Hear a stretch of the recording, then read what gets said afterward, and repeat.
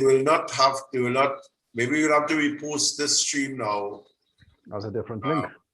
Yeah, I mean the link might change. Done.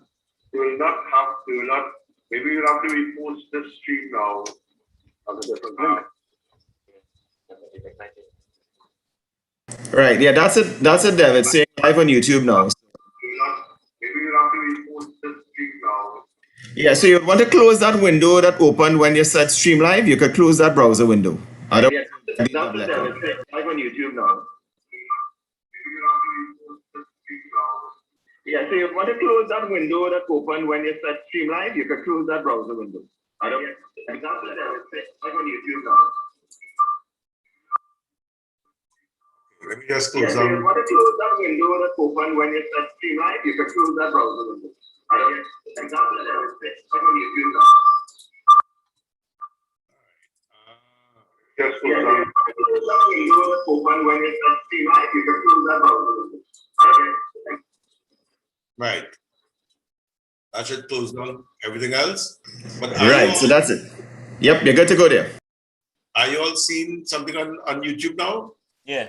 Yep, running nice. Yeah. Okay, all right. I don't know why it did what it did, but anyhow, we live and learn. And you know, this is what I love about that. Those are the moments I love when I feel, because only when I feel I learn. You know, we learned something there tonight.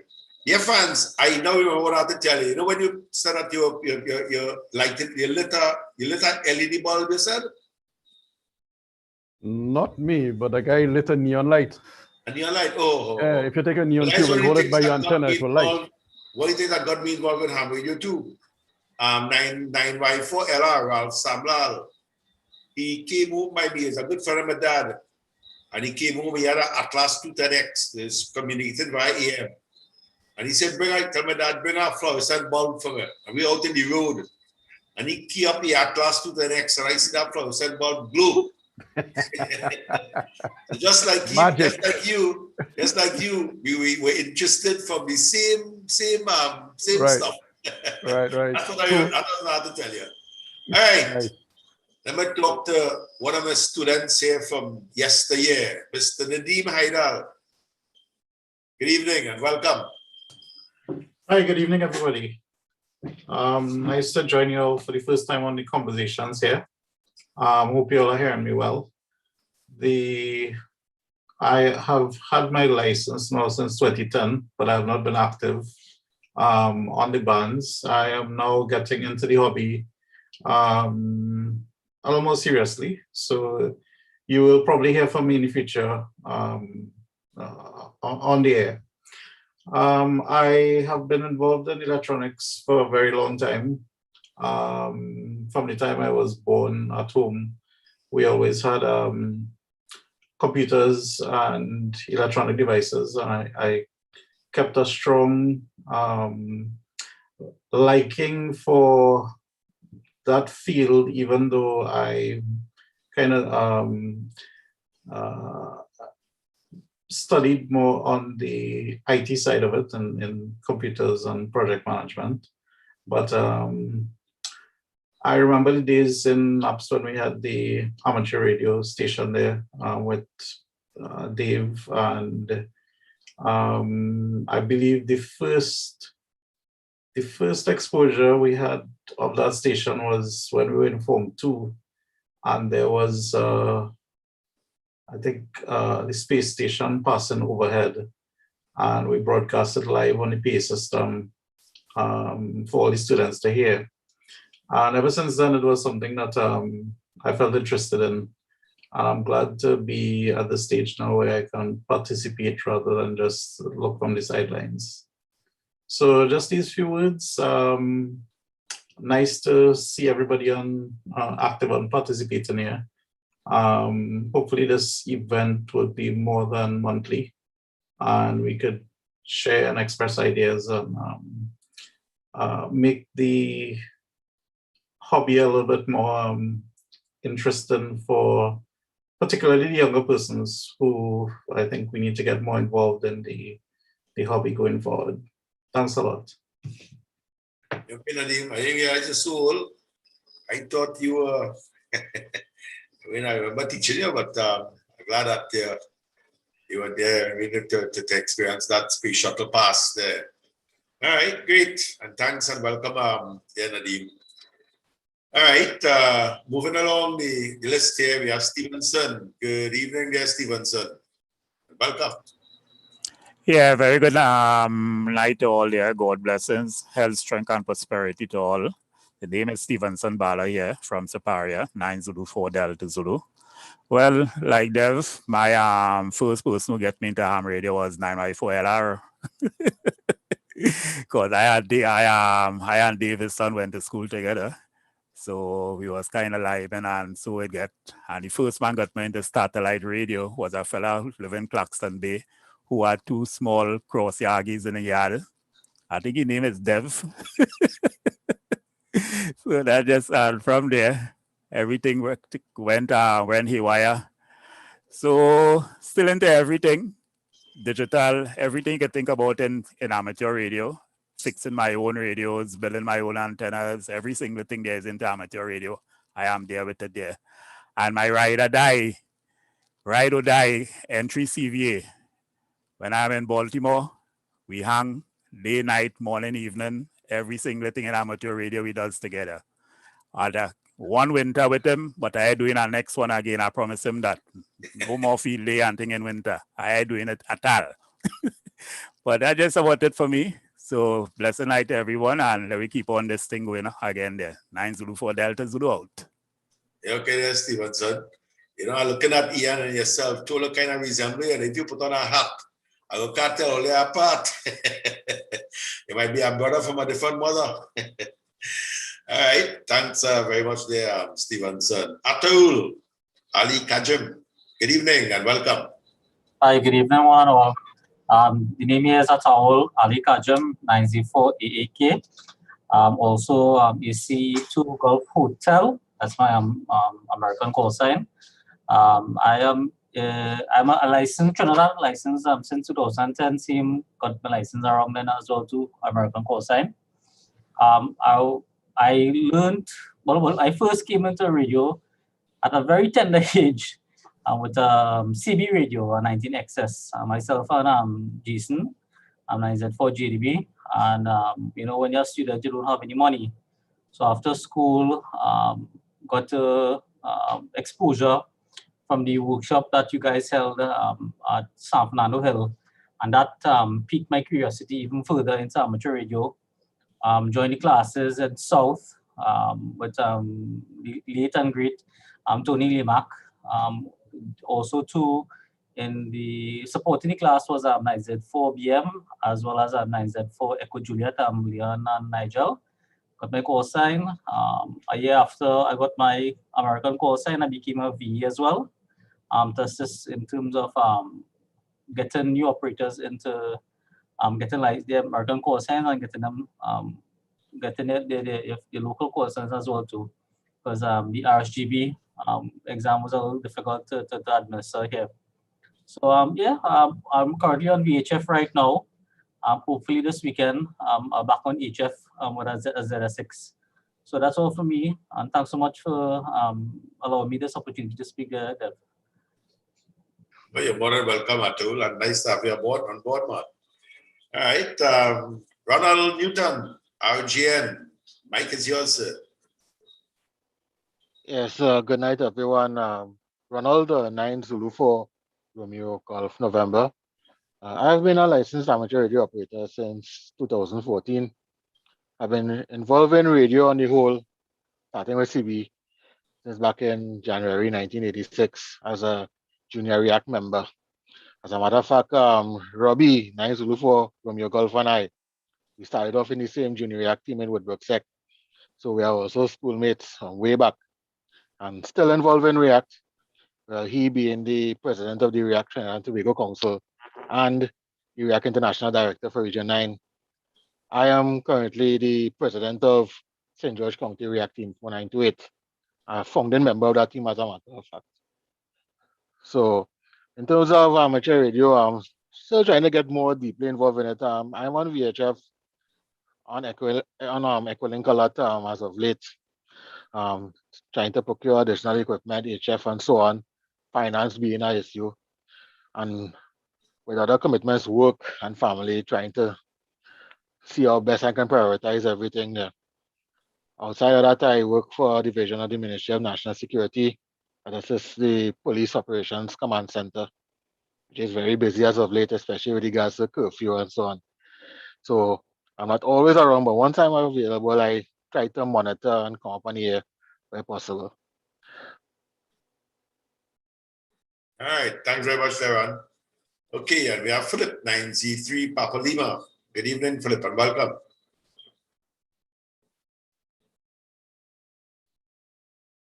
Philip, unmute and introduce yourself. Hello, good night. Yes, we hear you now. Hi, good night. My name is Philip, as the call sign. 9Z3 Papa Lima. Came into it just by interest in electronics. Also being a past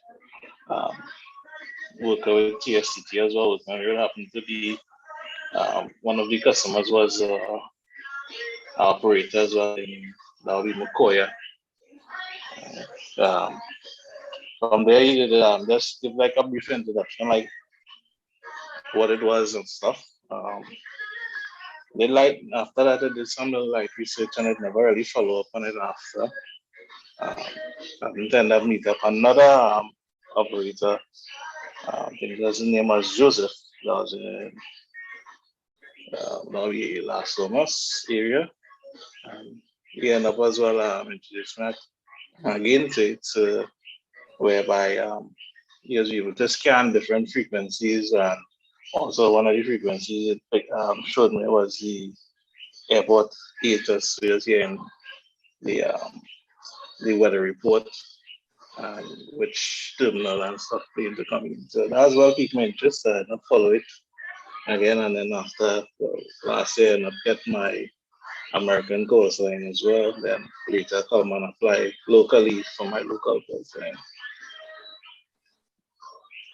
From there, been doing a little practice, because I'm still trying to get in with using ISDR. No, we pass, I get like a few satellite passes, 18 and 19. Happen to get a good catch up the signal. Yeah, I was able to get like a local picture from over above. So about it basically for now.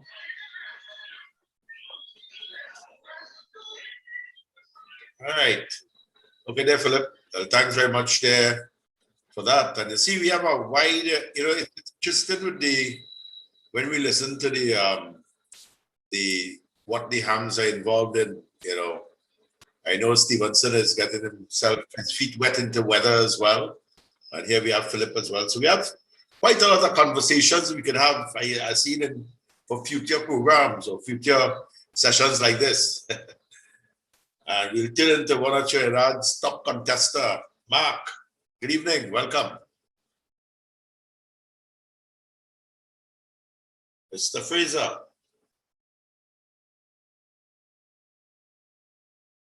Mark probably stepped away from the mic.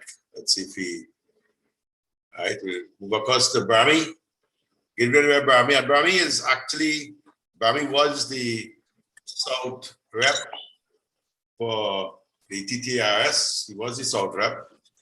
And, anyway, I'll talk about that in a little while, but he had the flag flying very high, just as Irvin, to make sure activities happen in the Southland, So pick it up there, Brahmi. Mike is yours. Thank you. Thank you, Dev. Very good evening to all the other radio amateurs on this Zoom meeting. I mean, it's great once again for South flag to be flying high, where the Amateur Radio Society, once again, we take the lead. I remember when I was in the South rep, when I was South rep, I mean, we did quite a lot of things there. And now that the new executive is there, I'm glad to see that, South again is taking the lead with this conversations. I don't have much to say, much story like the rest of the guys. Of course, I got involved in radio. I think it was either 79 or 80 with a little GE handheld orange 23 channel CB with a telescopic antenna and plug into the cigarette lighter in the gallant. And then I have to keep the antenna outside. And the only person who was hearing me from home was 9 Zulu 4 Bravo Alpha Bravo. And I think some other CBS in Labre. And, you know, from there I went on, of course, the most famous 148 GTLs and whatnot. And then there was a little lull. And then around 2015, I came back in. I got myself more radios, but at the time, you know, CB wasn't really cutting it, still being afraid that somebody will come and seize everything, you know, from your house, because we were out of band 27, 20, I can't remember which one of the frequencies now. So, and I started to look around to see how to get the ham license, and spoke to a few guys and got onto ham test online. That's where I did my license, got the American license, and then got the Trinidad call around June 2016. And from then till now, well, there's no stopping, as you know, Dev and everybody else.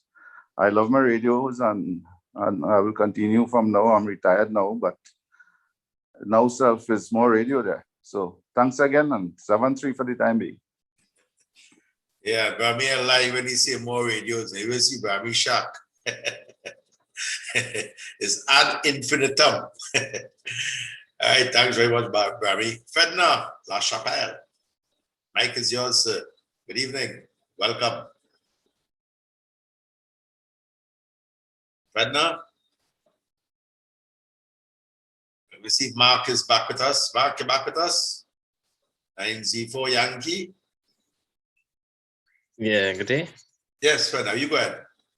Yes, good evening to all fellow ham operators and listeners tonight. As the chair indicated, my name is Fedna LaChapelle, sign 9 Zulu 4 Foxtrot November Lima. I've been an amateur operator in from year 2010. Due to work and so forth, I was unable to be active as much as some persons. Now, due to time, due to the pandemic, I have a little more time, so some persons I'm a little more active. Right, I got into this hobby actually from my mom and her husband. Right, they were CVers. So around let me say 2007 so. Right, I got my foot wet, listening to them and doing everything and so forth. Right, I'm into everything, electronics, IT. I do antenna work. You know, I'm adapting everything in the field. Right, and you know, I just interested in anything electronics, anything with a wire and current flowing through. Right, that is me.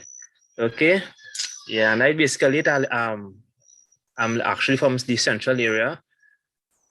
I say from 2010 when I got into the hobby, one of the persons who basically encouraged me was Kaz. Right, I remember I think it was 2009 when I went on to the Boy Scout headquarters in Port of Spain. Kaz was the person who was how to put it in memory that, you know, encouraged me to sign for the class and so forth. And I actually did classes in Tranquility Government.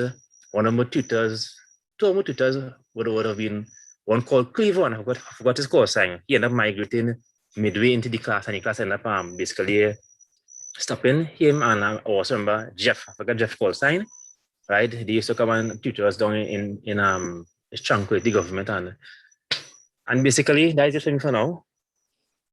Okay, Fedna, thanks so much for coming up and being part of the conversations this evening.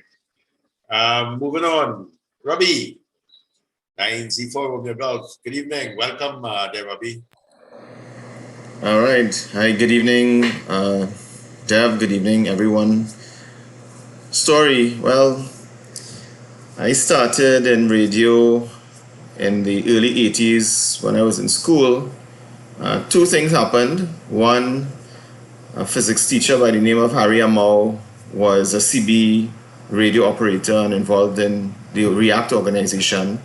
He happened to be my physics teacher for a couple of years, and we would see him every day in the morning before school, going and talk on the radio, giving weather reports and listening to traffic reports. But also in the very early 80s, I think it was 1982, could have been 83, persons on the talk here might remember an event known as Telecom Showcase that took place in Chagaramas.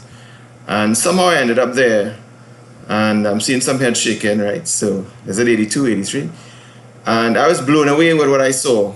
Somehow the people at Textel allowed me to sit for a few hours well on their telex machine, just typing away and doing queries. But, you know, the displays there were very interesting. And I walked away there with a very strong interest in telecommunications. And being at school with Harry Amau, what was called Junior React was started. And those were persons below the age of 18. And we were taught radio operating practices long before we were permitted to transmit. So we had a cadre of young persons coming up into radio. And, well, just continued with it. Much later on, I think I heard Fedner mention Kaz's name. Kaz was the one who, I think, if I recall correctly, encouraged me to go for the amateur radio license. Because as REACT, we do communications, but there's, you know, the amateur radio side of it, which really takes it to a different ballgame altogether. And I was very interested in it. Even though on the REACT side would be a lot of emergency communications, assisting agencies, assisting other organizations with their communications during events, carnival and all the cultural events and so on. Amateur radio really is a limitless field. In emergency communications, which is the primary area of interest that I do have, but also so many other things. I think that is one of the things if you get into, you cannot even touch the tip of the iceberg for amateur. And that is what I find very exciting about it. It's never ending and so many things to learn. And every day we learn so many things. Even in this session here tonight, hearing a couple of persons, you know, we are learning, and that's what's exciting me. That's my little 2 cents worth on how I got into amateur radio. Thanks very much, Robbie. And you're so right. I mean, you know, ham radio is really a bottomless pit, and you could never get bored with it. Anybody tell me they're bored with ham radio? I can't understand how. I probably need to learn how to get bored with ham radio. I can't see it happening, ever happening, you know. Thanks so much for sharing that there, Robbie. All right, Anthony. I don't know which Anthony this is. Maybe when you can change your name and put in your surname as well. Because we have Anthony Rock, we have Anthony Sandy, we have a whole set of Anthonys in the group. So Anthony, take it up. The mic is yours. There, over. Tell us which Anthony you are. Okay, Dev. Good night to all. Probably the voice you might know is who. Yes, Simon. The call here is 9Z4 Whiskey, the most active radio operator, ham operator in Tobago. Well, I start off in the 80s by CB, and used to be from South to Curep. I used to work at Curep at H.E. Robinson. And start off by the boss had a radio in the mobile. And Bami would know the station by Rescue. He had radios, and that is the way we communicated where to pass because of the traffic. And I become a CB those days. And from there, we move on. I came back to Tobago, one of the most active here. At one time, I used to keep, we used to call it the Caribbean Connection. The only station in Tobago would have talked to Grenada, Barbados, St. Vincent, and St. Lucia. every night we used to have a communication. And I used to phone pat some of the guys from St. Vincent to Trinidad or Tobago because they had family here. Then I left, I went away and didn't really interest in amateur radio. When I went up there, I went back into CB. I had a friend from St. Lucia. He migrated to Canada, and we get connected again. And he told me, boy, go for your license. So I decided to go for it. Study about 60%. Then I went back in a job. He come back and tell me, say, what happened, boy? I said, okay, I'll go and do it. And the next year, that was in, I can't remember the year, but we went to get my license. And from there, I continue when I come home. I used to use Whiskey 2 Alpha Delta Alpha. That was my US call sign. And when I come down here, everybody's telling me the call sign too long. So the next year I decided when I up there, I started to work on my call sign down here. So I choose 9Z4 Whiskey because it's a short call sign because I like to do DX.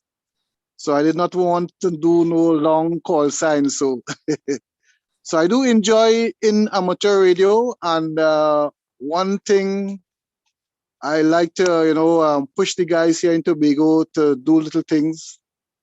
One time I sort of get despondent because, the help is not there. You have to get people who encourage your encouragement, but hoping that this year we might do something different. We also have field days, which was found by me and 9Z4 Kilo Juliet. So we hoping that we here in Tobago and even Trinidad could move on and let's say lend a hand to our fellow ham. Can't forget about 9Z4, 9Y4 Delta. He was one of the most one when I was living in Trinidad.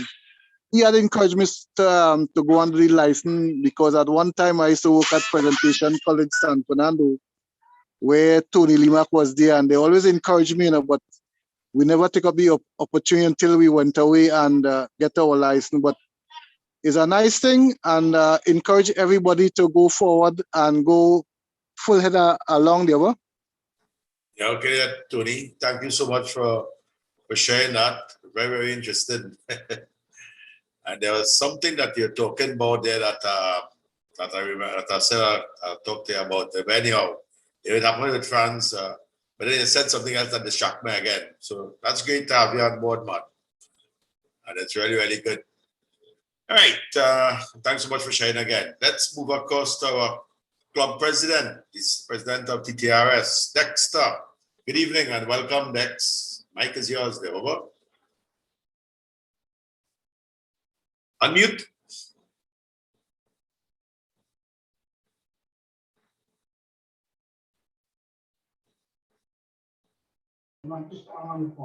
Right.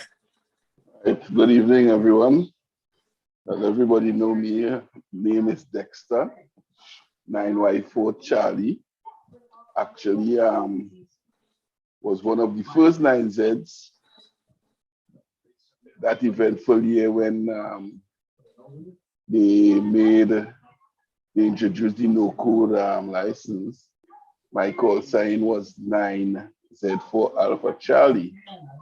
And I got introduced to radio back in the 80s through my brother and his father-in-law, who I like to call my uncle because he was like an uncle to me. And his call is 9Y4 Golf Charlie, silent key. And they started off in 11 meters like most of everyone else. And I would observe them with the 23 channel walkie-talkie up and down in the cars and walking behind one another and driving behind one another.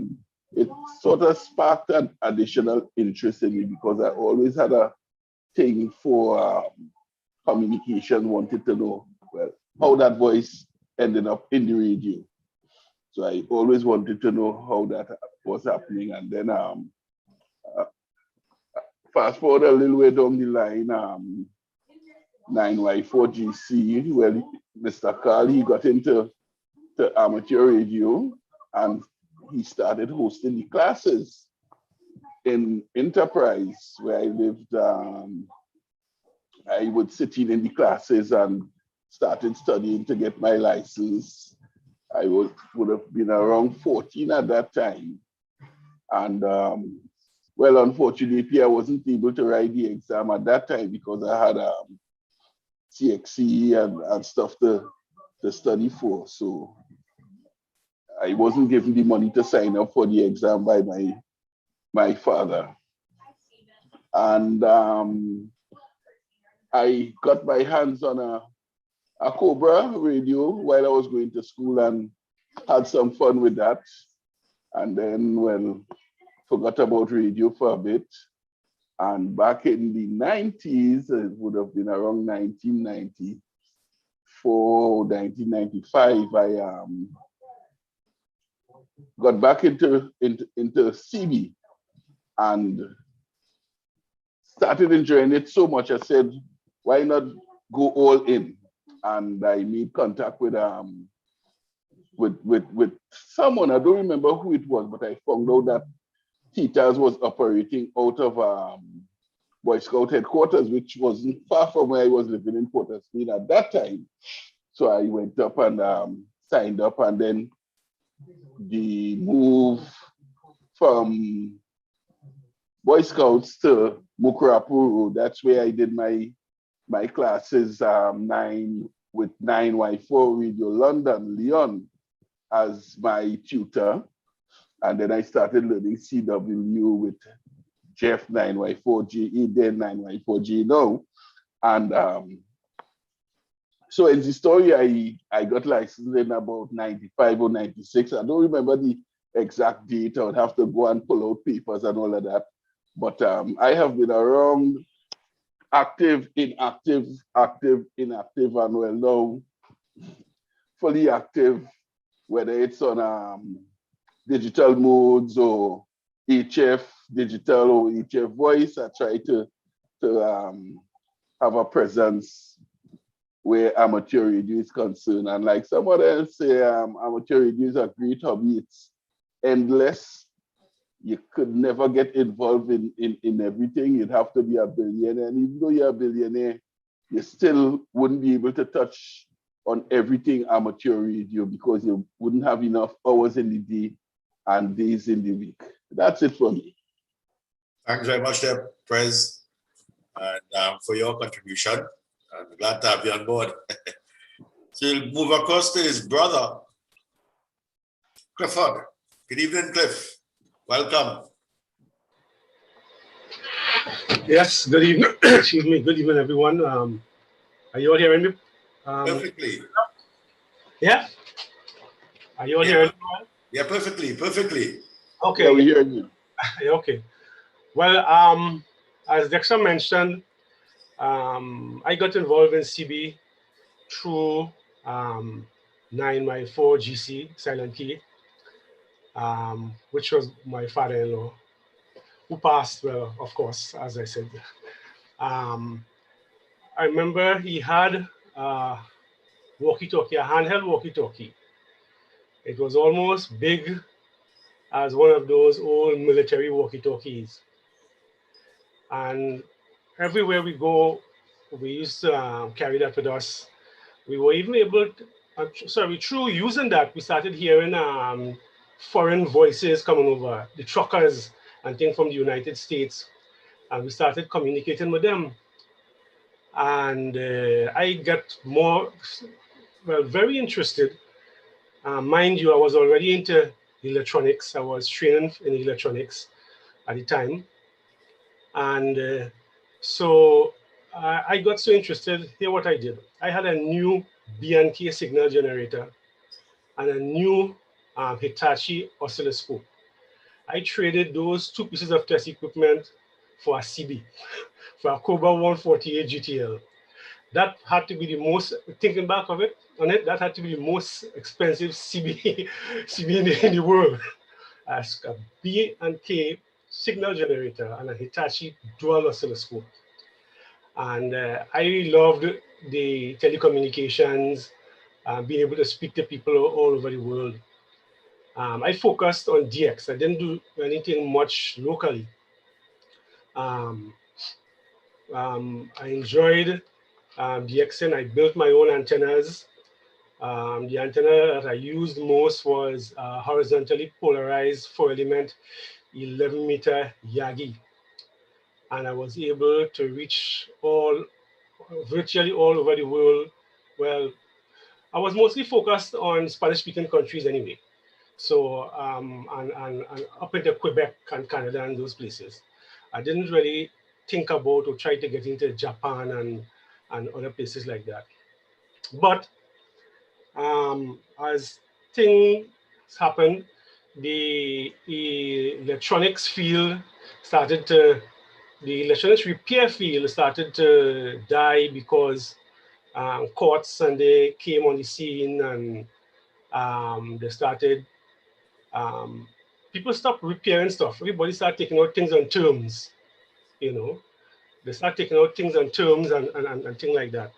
And so there wasn't much repairs to be done.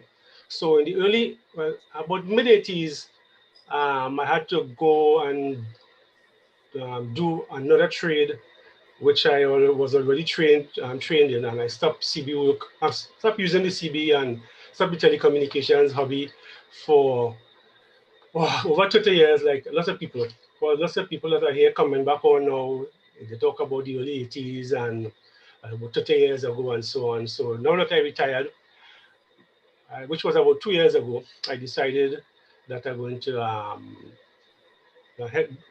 do the exams and get my ham operator's license. So I think it was 2020. I did my my technicians, and this year I did my general. Well, the propagation started to come back in again, but you know, I enjoy the CB days more than I enjoy the ham radio so far. But now that the propagation seems to be coming back in, I heard you all saying June, July, August, and so on. So I will see how that goes. But I always love telecommunications. As Dexter, almost like Dexter, I was curious as to how all those stuff used to get into televisions. How you could see a man, you could see a car, a house, all kind of things inside the television. I even reached as far as a young person taking off the back of the Sylvania television to see what it have inside of it. You know, how all those things inside there. And that prompted me into electronics, building crystal sets and amplifiers and so on and so on. And I got into the electronics field as a source of income. Had my own workshop doing tube TVs at first, and then solid state, discrete components and so on, and then ICs and so on and so on. So I was out of the electronics and the communications hobby for over 30 years. So I'm now trying to ease my way back into it there. I didn't mention my name again, Clifford Clement Haru, and 9Z4 Charlie Hotel. That's all for now. All right. Thanks very much, Cliff. Really appreciate the contribution there. All right, moving on. We have Roger. And I'll try to take it in the order in which you all joined the chatter. So that's why you might see names all over. But Roger, 9Z3, Romeo Sierra, good evening and welcome, Raj. Take it away. Good afternoon, gentlemen of the TTARS group. As you would have heard, the name is Roger, last name Smith. I got involved in radio at a very early age due to my uncle. We will leave that name out for now. But he was instrumental in setting up the very first radio that I had my hands on. Was a little, but it wasn't so small, a General Electric AM radio. That was my first experience with CB. Eventually, we moved from, well, he moved from that to a Cobra 148. And fast forward a couple of years later, he had moved out from Tobago, and I was left without the access to a radio. Eventually, I got back into radio, and into 11 meters. I had some interest in ham radio from an earlier period of time, but at the point in time, I don't know. I would say at that point in time, I would have thought ham radio was for snobs, because somebody would tell you, hey, join the ham business.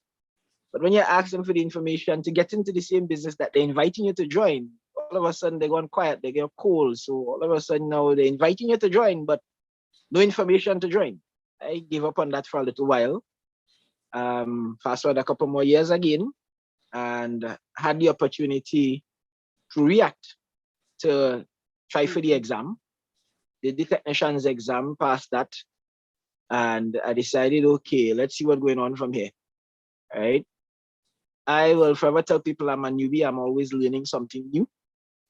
I do have a background in electronics and quite a few other skill sets, some based in technology, others not. All right. And that's about it. A quick short story. Back to you, Dev. Okay there, Roger. Thanks very much for coming in. And just one thing around for Cliff. Cliff, you say you like CB more because of the DX and whatnot. Dex, I think you're falling short there, you know.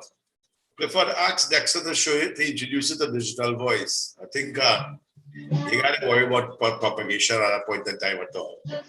He didn't say he liked CB more. He said he enjoyed CB more when he was in it. Yeah, because back in them time was more propagation. Since he's been licensed, things kind of dormant, but he has been introduced to digital voice. All right, okay, good. And he married you and stuff. I just want to make sure you didn't fall short of your responsibilities, Prez. Not at all. All right, great. Let me see if Mark is back with us. I see he's in here, but I don't know if he have all ears and no mouth. Mark is still there with us? Nothing heard. All right, no problem at all. Moving on the list. Again, we do it in the order of appearance. Let me just make sure I didn't miss out anybody along the way. Right, so I guess we're going on to Gat Manette. Take it up there, Gat.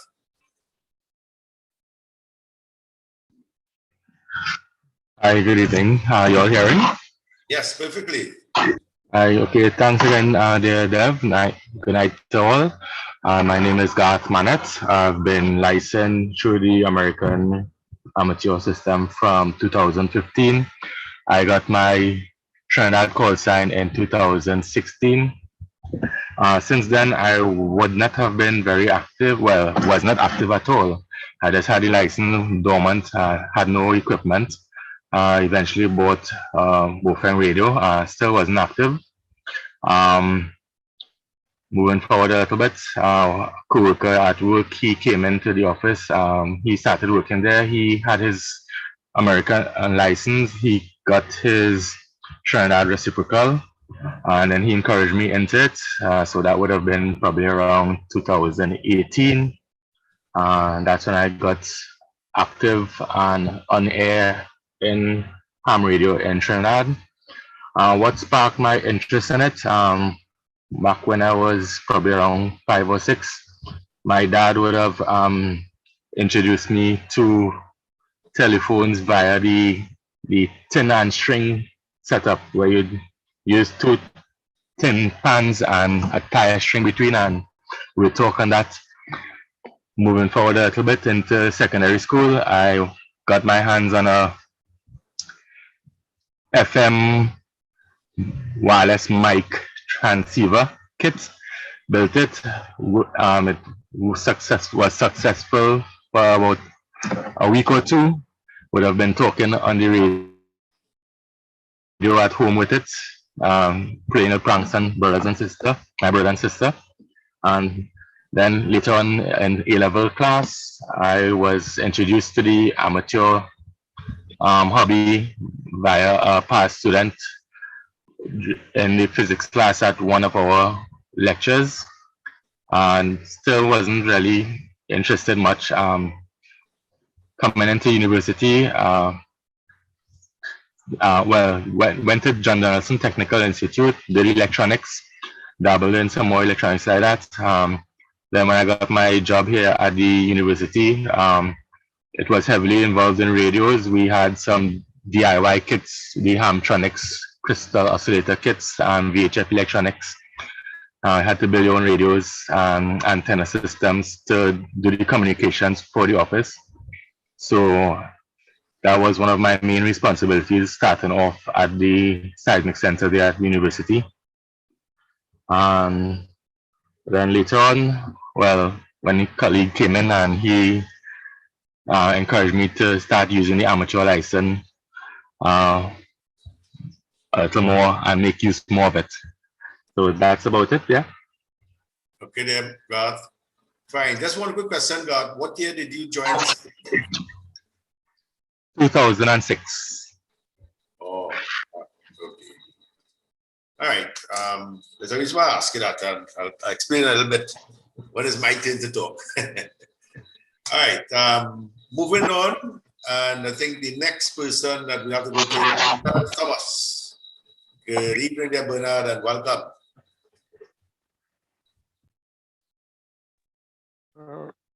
Good evening to all. Bernard Thomas on St. Lucia. Got into radio in 1960 during the AM days and moved on from there.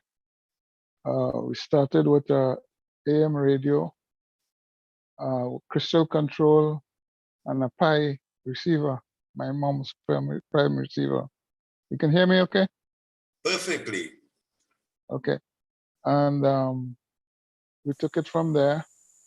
And I wanted to, I used to speak to guys in Venezuela and Barbados. There's a Bajan Ham 86 Charlie Juliet, he's moved on now. And he sent me a diagram for VFO, and I built a VFO. It was a lot of fun with that because it was parts from another radio, a domestic radio. And sometimes it was very difficult to tune because of the type of tuning condenser. And if you get a heavy vibration, you might move 5 cases away from the guy you're talking to. So then I moved up to what they call a DX40. And I got a little Helicrafter radio. I came back from school in Puerto Rico, the university there. And exposed to the American culture, I was able to pick up some used equipment. And I was, like, well, at that time, my license was Victor Papa 2 Lima Bravo. And then fast forward, we went into the J6 call, but then it was still an illegal call in a sense that with IARU and so on, and the ITU, because it was just a J6 LB. And eventually we got the call corrected later on with a new license officer. And we have J69. And now I am J69 Bravo. I built my first radio, I got into radio as a young man with a little kit that you'd listen to a broadcast station. And as such, that spark never died. I had some local mentors here who were mobile and seasoned hams, and they mentored me, and I moved along as to where I am today. I have been very active in the HF bands. I did a lot of DXing at one time. In the HF bands, I've been active on the Caribbean Emergency and WeatherNet, the CWN.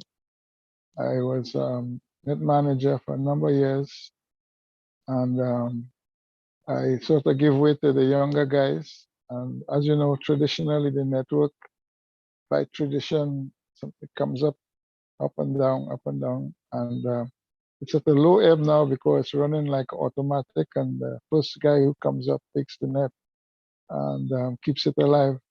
So I'm now in the process of trying to restructure it again, and to try and get a full slate of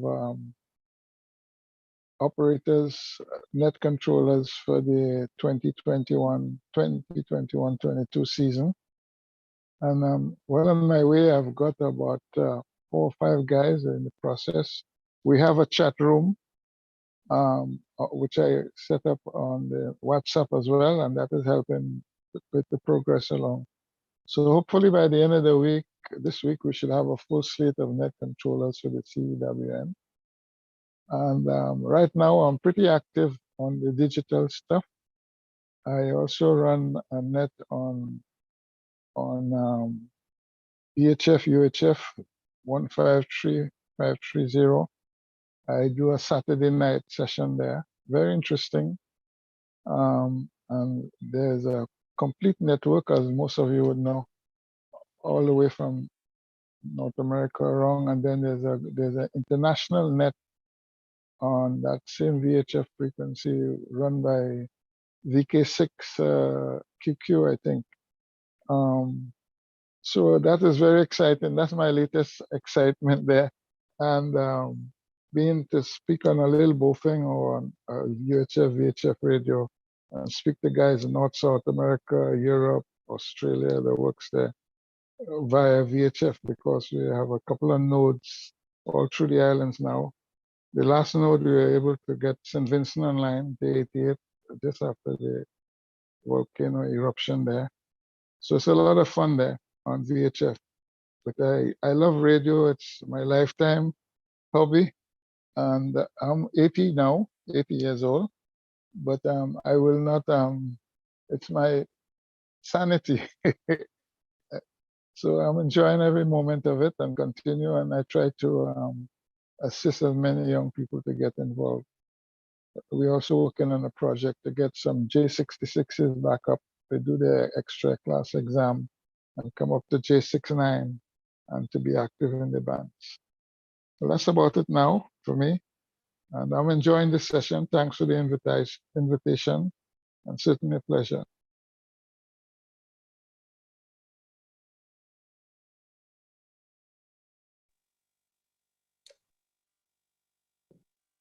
Dev, you're muted. Okay, thank you very much, Bernard. Yes, I realize I turned off my mic here. Thank you so much for coming up and sharing all that with us. Really, really appreciate it. I know you mentioned the Caribbean emergency and WinForYaesu, but the old timers will know that is not the name that we had for it long time. It was the Antilles emergency and WinForYaesu. The AEWN, and I remember fellas like Lionel and J8 Alfa Romeo, that's before he got the 85 call, and J6LKZ. And those guys, you know, when they were doing over Constitution and all this kind of thing back in the early 90s, for the Antilles emergency and WinForYaesu. I remember you were there as well. As once I could have done it, I could have, you know, come in there at 6:30 in the morning and pick up the net. If you know, the wife running a little bit late, and these kind of things. So I know the history with that particular net there. Certainly know the history there. But great, thanks very much for rekindling those memories. Oh yes, very good memories. Certainly. All right, moving on now to, we just have 2 more according to my list here. Ansel Lynch, and followed by Carl. So Ansel, good evening. Welcome to our conversations this evening. Pick it up there, Ansel. Evening, everyone. Name is Ansel, the call sign 904 Fox in there. How I got involved in radio. My old man, when he used to work in the old fields, he used to come home with those lunchbox Motorola radios. I used to love interfering with it. And then what piqued it even more is I been a Cub Scout in the 80s. 9Y4RC came with his 10-meter setup for Jamboree on the air. And that's what piqued my interest. And while doing electronics, my instructor there at Serval, he introduced me to Mr. Limac, and that's why I got into the hobby. I've been licensed in 2002. And, always had an interest in radio because even while learning electronics, while everybody else was building amplifiers for music and stuff, I was the only one used to be building detectors, receivers, and different transmitters and stuff. So, and well, presently now, similarly employed in the field, I'm a communication technician with the Ministry of Rural Development and Local Government Disaster Management Unit, and with the responsibility mainly of, all the two-way radio equipment deployment in times of emergency, not only two-way radios, but like the satellite phones, HF radios, and different modes of communication. That's about it.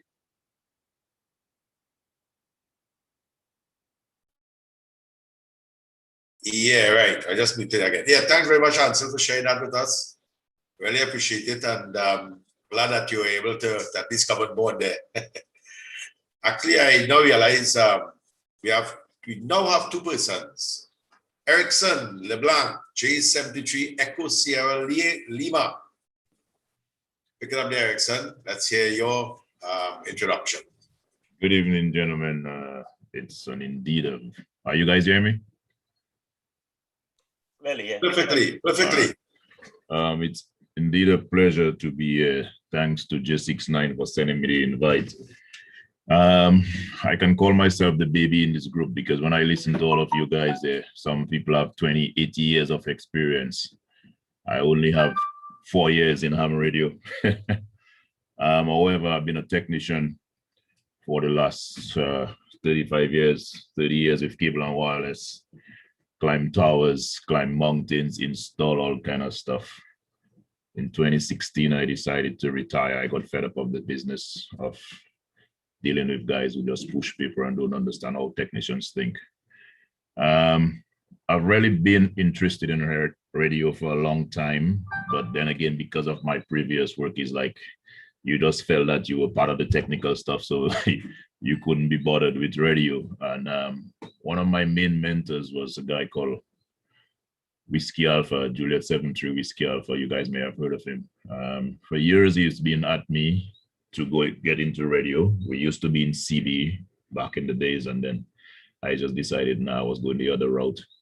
However, after Tropical Storm Erica, I think I had just left the company, and I really saw the need for communication on the island. And then more so after Hurricane Maria, when our entire infrastructure went down, I decided that, yes, I was going to go into that. So I think the following year, I started studying, got my technician class license. And then the year after that, I went for my general class. I have been helped along the way by two main persons, and sometimes they don't like people to call their name, but J69 Delta Sierra Franz out of St. Lucia has been really been a great help to me, and I look up to this guy as a mentor. And Whiskey Alpha. I'm learning along the way. In the last 2 years, in the last year, I built my own antenna, basically did my shack on my own, built my own multi-band dipole, and I've reached all over the world. Sometimes when guys with beams cannot get out of the US, I can get to them. And I'm enjoying it. Right now, I'm enjoying the various digital modes, FT8, FT4, you just name it, I tried.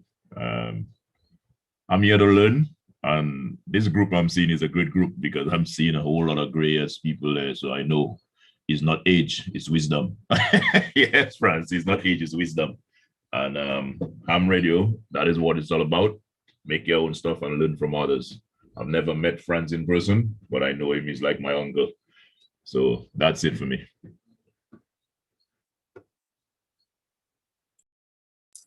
Okay, there, Erickson. Thank you very much for that. And I have one up in here. Franz and I, we knocked some glasses together a year or two ago, Franz, about 2 years ago. Yeah. And I concur. Franz is certainly a powerhouse of information and a very hands-on person.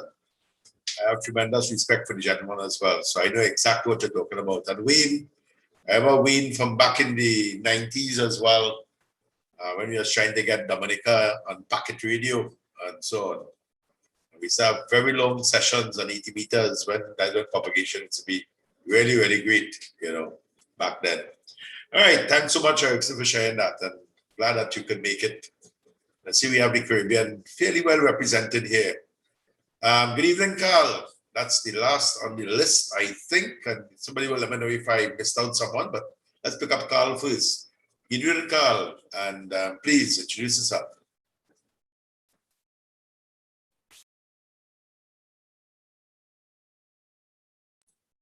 Carl, are you there with us?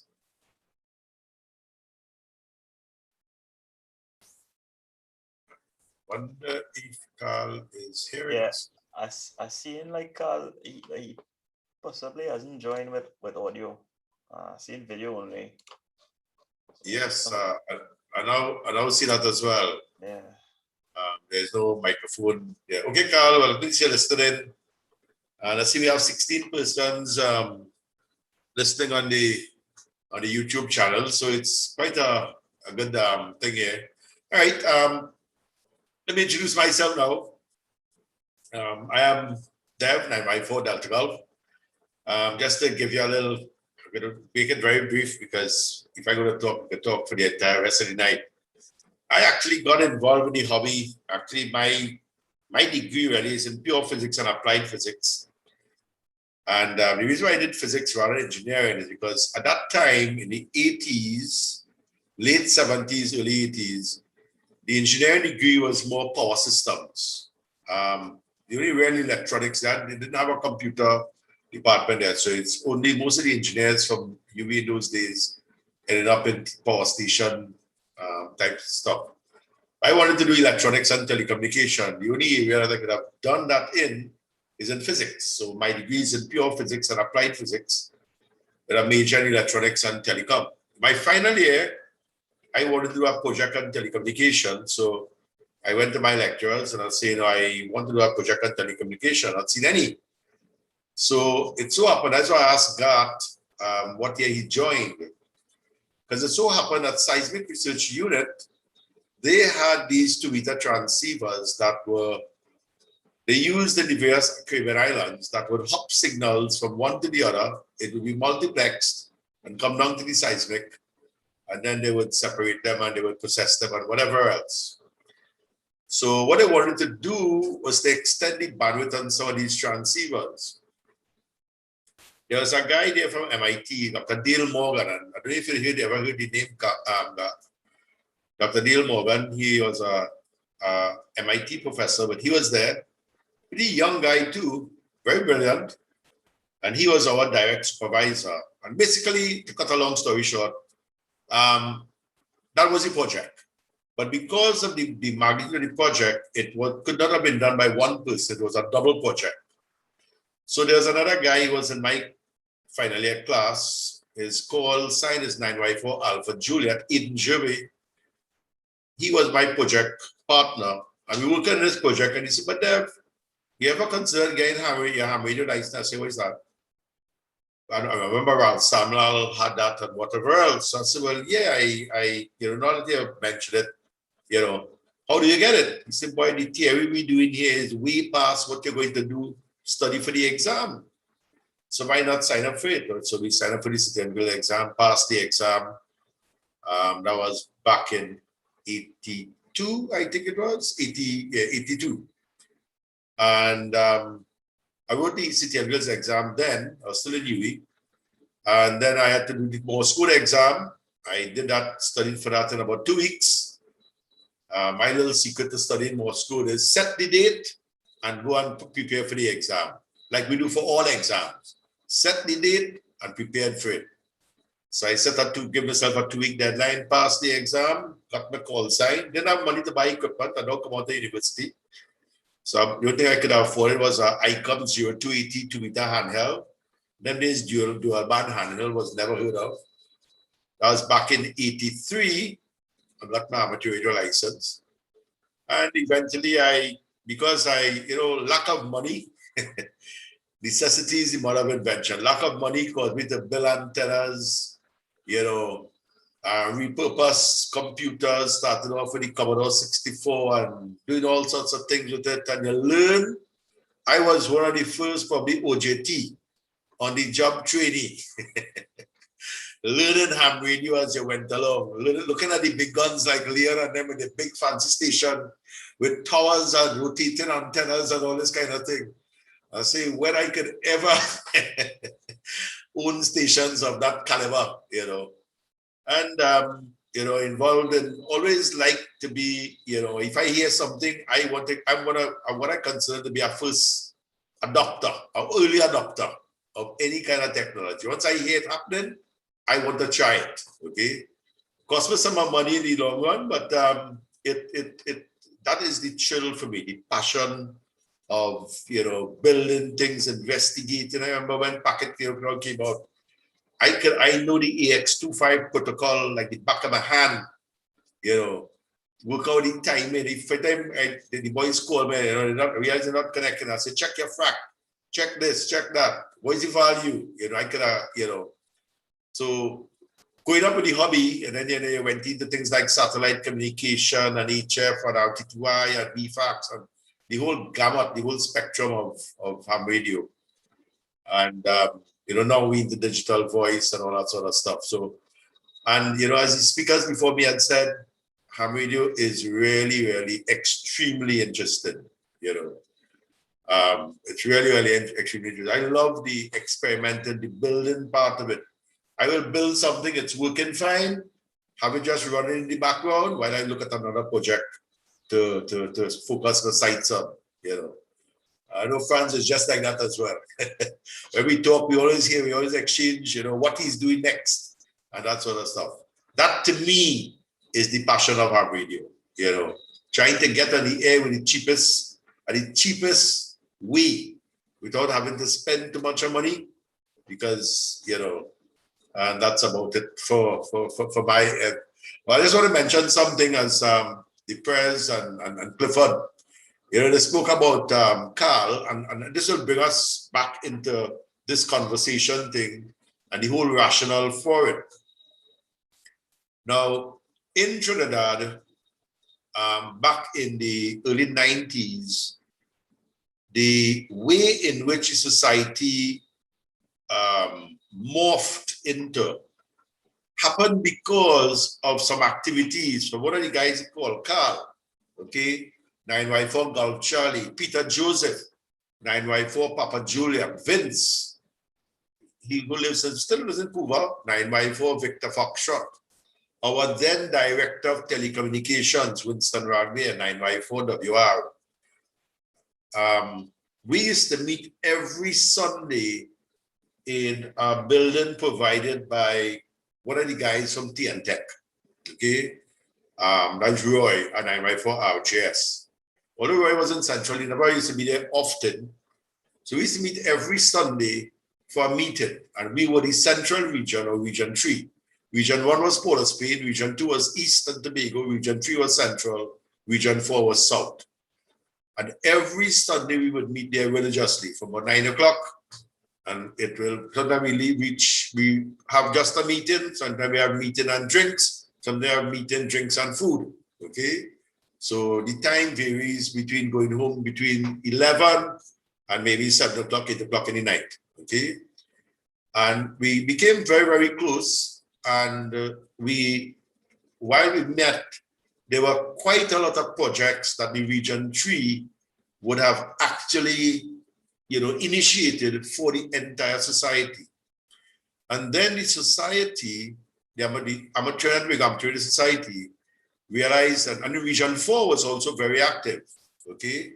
Then the society realized that, you know, we should decentralize the formation or the genesis of having activities within the society.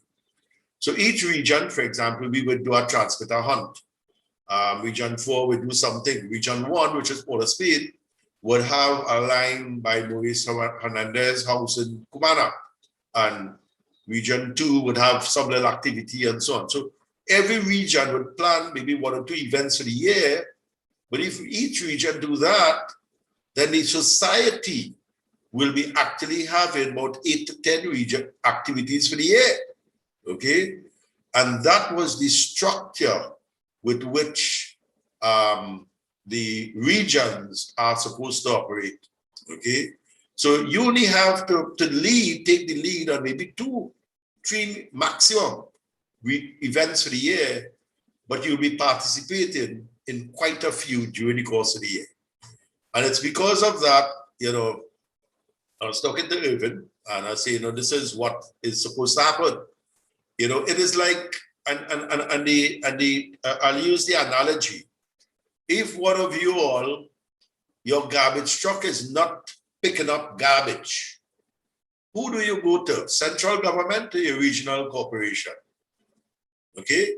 And that was basically the structure of TTARS. And that is the intended structure and how it's supposed to operate. The management committee is there to manage the entire society and just support the regional initiatives. Okay? And, it's important that we do that. And it's important that the regional reps take their responsibilities extremely seriously. Okay? Because that's the only way that we can start going forward. Okay? And again, I want to thank both Brahmi for doing his bit when he was with the region rep. And now Irvin is certainly hitting the ground running with these initiatives. So I'd like to thank the guys, very much for doing this, for starting this ball going. And I hope that it will infuse some, passion and some activity in the other regions as well. Because I would love to join the activities of the other regions, And unfortunately, in the present environment, this is the only way we can do it, safely and legally, So that's my little contribution. I know we did not yet start the conversation, so I would not like to end the meeting at all because I think the interest is still here, and I'm sure one of you all, anybody have any particular conversation that they would like to start up, something they would like to discuss, talk about, throw out some ideas.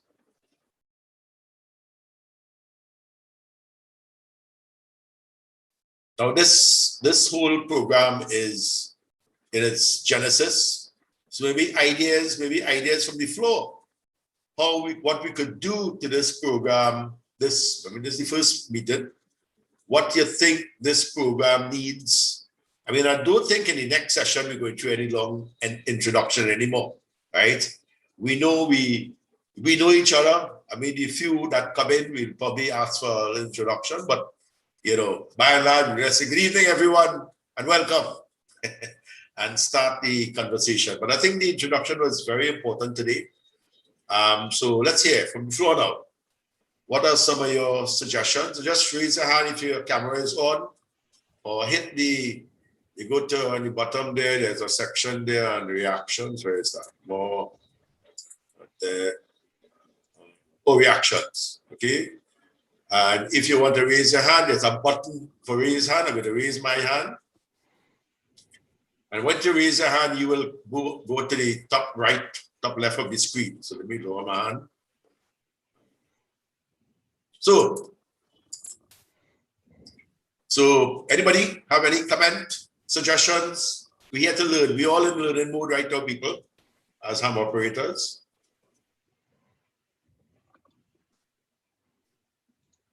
And if you don't, I see Ian has a hand up, I think.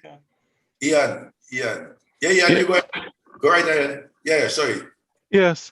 So I'm a member of about 3 or 4 clubs in the Maryland, DC area, but I'm still one of the youngest hams at 60 plus. And I know the concern is among clubs of getting youth involved. And I'm wondering, what are you doing in Trinidad to get more youth involved in amateur radio? So, because a lot of people look at it and they say, oh, what, that thing's still around? You're all still doing Morse code? I thought that all died. So, what are you doing to promote amateur radio to the youth and let them know about all the innovative ways that we're doing communications? All right, that's a very good question. But before we direct it, let's hear some suggestions from the floor. How can we and now let's answer your question here. How do you think hams could encourage youth? What are some of the things that you feel that should be done? I mean, not saying that you have to do it to people. I ain't, here to be a taskmaster, a master to assign work on people. But how would you encourage some of the young people or the youth? What you see as a need among the I seen a couple hands up there, so I seen Robbie and Ellis as well. Yeah, sure. Robbie, you go right ahead. Yeah, thanks, Deb. Well, not a direct answer to the question that you asked there, but just based on Ian's question, for many years, a person under 18 really wasn't able to get their own amateur radio license in Trinidad and Tobago. And through activities of TTARS and other entities working with the amateur radio framework, the current revision will include the possibility of someone under 18 being able to be licensed. So I think that was a barrier in the sense of person not being able to go after their own license. Okay, maybe an adult might have mentored you and so on. But when you can own, when that license can be your own, as a young person, you tend to you want to be treated with respect. You want to have something fully. You don't want to be on someone else's coattails. And that was exactly, I remember back in the day, what were some of the concerns we had. And of course, now that will still be a similar concern for many young persons. So just to indicate that one barrier to entry will be lifted or is being lifted now. And of course, well, I guess there may be others who would chime in as to how to get persons involved. But the main barrier to entry, I think, is being lifted or will be lifted. So I just wanted to comment there. Yeah, thanks. Thanks very much, Robbie. Good, very good point there. Ellis? That was my main concern. I had a problem with that because when you look on the magazine and on all those other sites, you've seen where you're talking to a ham, you're showing up a ham, somebody 8 or 9 years old talking and we in Trinidad because you're not 18 yet, you cannot speak. I have an 8-year-old grandson who comes in my shack and sit with me, and he has that interest. Now, I'm not saying that it should be an 8-year-old, but 18 is way out. We have so many, especially those physics students, who would have an interest with some communication. I know communication is a module in the exam or something like that, right? Because I've seen it already. So you could get a chance to catch those. Is a catchment there where you could catch those physics students. So many of them coming out of schools that go into engineering, and we're not catching any one of them. It have to be somebody who sees somebody with a CV like me, or somebody sees somebody on work with a radio or something like that. We are missing out badly on those students coming out of secondary schools doing physics and not getting involved with communication, which they actually have to do in exams, right? So I am happy to hear that the move now is to trap the younger ones, because nobody else has the interest in radio home by me. So I am looking forward to, at 66, I want it to be as soon as possible that my grandson could have a handheld in his hand, so I'm happy that that move was made already, and looking forward to that part of it. Okay. Right, Alex, thank you very much. And Franz, over to you. All right, I'm happy to hear actually from you all that at least in Trinidad now it's from 18. I'm not sure how far down they're going. Here in St. Lucia, I think it's 12, if I'm not mistaken. Which, insofar as I'm concerned, I think we should really aim at what they do in the US. If you can read, write, and sit that exam, be our guest, If at 1 year old you can read and write and sit that exam, good for you, right? Basically, as long as you can sit it and understand the question and answer it, fair enough. And I think that is, because you might find a 7-year-old that will grasp, everything a technician needs to know and sit the exam and start being active.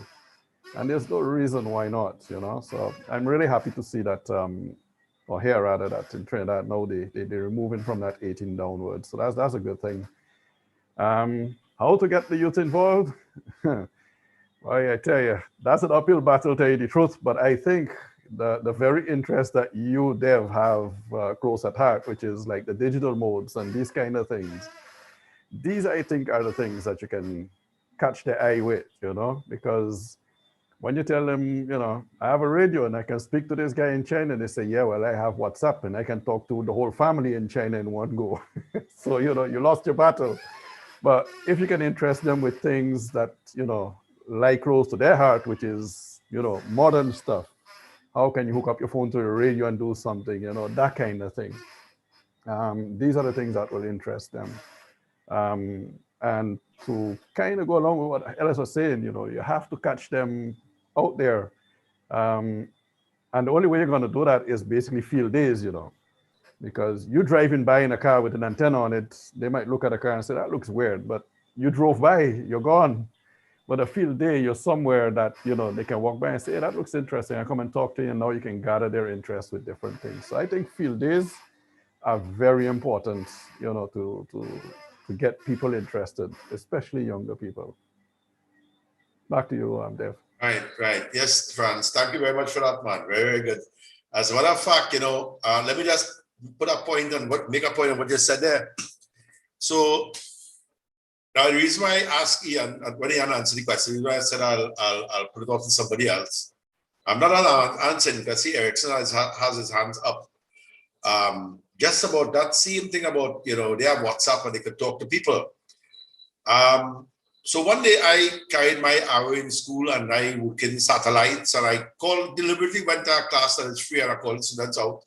And I say, hold the antenna for me and you track it, and I point it in that direction and, you know, get them involved. And they said, so what is we listening to? And then after they heard the voice of this, I said, there's sorry, no. Actually, we weren't, it wasn't the ISS. We are downloading SSTV images, right? So I recorded it. And then we went in my office, and they come there and we actually, you know, played it back, and we then decoded it, and they saw the image and all this other stuff. So they say, what? So there's satellites. I say, yes. So people don't be on it. I say, well, yeah, sometimes. I said, you know, we could talk to people all over the world. They say, what? So we could do that with WhatsApp, you know. I say, okay, here what? And this is the interesting part. I say, good. Call a country in the world that's strange. Australia, Israel, and I call some countries that I know the DMR code to now. Israel is 425, Australia is 505. So they say, all right, let me try Israel. I said, okay, no problem. Punch up 425 on my MD380. And I say, CQ, this is 9 Yankee 4 Delta Golf with a demo with some students. Bam, my Israeli come back. Okay. And you know, with the MD380, with the little database thing on your screen now, you see the call sign, the name of the person and the country from or wherever else. I said, no. So after I made 2 contacts there, I said, okay, thanks for the demo and wherever else. I tell the students, good. Choose a country, call somebody, and see if they'll talk to you. Right? I say, they won't. You can't just call up any stranger and talk to them. The thing about ham radio is that we share passion. We share culture together, just like how you will see another, and my school is Napa College. You see another Naps man. And for me here, he went to Naps, there's a connection. And right away, there's a bond. So too in ham radio. When you hear another ham operator, and you hear he has a call sign, just by the call sign, you know what country it's coming from. There's that bond. I could go to any country in the world and call him up before, and he might come and pick me up in the airport and carry me for lunch. You could do that with your friend on WhatsApp, you know. So Dev, you realize that since you became a ham, when you go foreign, when you drive, you don't look in the distance, you look above the roof. That's right, looking for antennas. And now hotspots getting fooling us. All right, Erickson, your take. Yeah, I think the question that Ian brought up is very, very interesting. For me here and for us on the island of Dominica, one of the greatest setbacks we've had, multiple. One of those were very, very anarchic old laws and people with just bad habits. Because for a number of years, we've had a number of operators. I know of a number of operators on island who you just don't hear on the frequencies, you don't see on the nodes, you just know that they're there and you hear about them. And sometimes people say that Dominica is one of the islands that may have the most beams or the most radios under people's beds. And it's a shame. Now, some of these people never wanted to pass on the education to others. And for newbies, it's always like, okay, it's like you get the feeling that it's my thing and it's only me alone should know about it. When I used to be at Cable and Wireless, I can point to a number of young technicians on the road now that I have trained. And I mean, I have multiple degrees in telecoms, and I never felt that it was me alone that could do it. I train young people, I train guys, and today they can come and if I need something at my house, they will come and they will help me because they say Erickson showed me how to do that. Unfortunately, I cannot say that for a lot of ham operators on Dominica. And because of this, I think we've had where young people, young men, young women do not or are not interested in learning the hobby. And I will say a hobby. And Franz knows we have a group and we always make noise. Ham radio is a hobby. It's not, you don't make any money out of it. As a matter of fact, you spend money. But it's a hobby. And once you get into it, it's very difficult to get out of it. You know what I mean?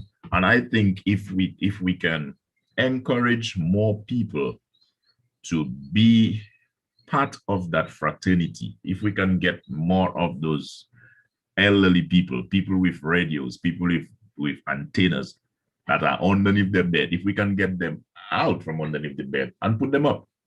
I mean, I have built my own antenna, and a lot of times people pass at my house, and just because I have it up, they stop by and ask me, what is that for? Because they see this spider web thing up there. It's a spider, it's a spider. They see this thing up there and they're asking me, what is that for? And then I can explain to them, and then they become excited about it. Some time ago, we were on a mountain trip to put up one of our repeaters, and I brought my cousin up there, who basically is a farmer. And I brought him up, and then in preparing the site, he became so interested in what we were doing as to where we had to go to put up a repeater.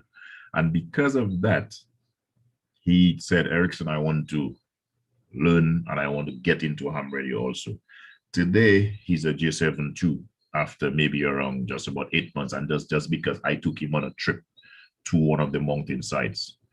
Maybe on island or maybe in the Windward Island right now, we have the most nurses per capita who are ham radio operators. We have this new group called WARA, and I think we have about maybe 16 or 18 nurses who are operators, you know, and it's just because one nurse, we introduced one nurse to ham radio and she just think the others. So in a sense, how can we get more young people? Different countries have different ways, but I think one of the ways we can do it, as Fran said, do a lot more road shows, stuff and that. Go out there, put up your equipment, sit down on the beach, sit down on the stuff, let people see what ham radio can do. This afternoon, I sent Franz an email via WinLink. Just sit down in my shack and just decide to send him an email in case my internet goes down. You know what I mean? So we need to show people more and more how these things can operate, and not just as somebody said, pass with your car and somebody sees an antenna on your car or have a radio on your side. You know what I mean? Having a radio on your side doesn't mean anything. You have to show somebody how it works and where you can get or who you can get with it. So yeah, that's my bit on that.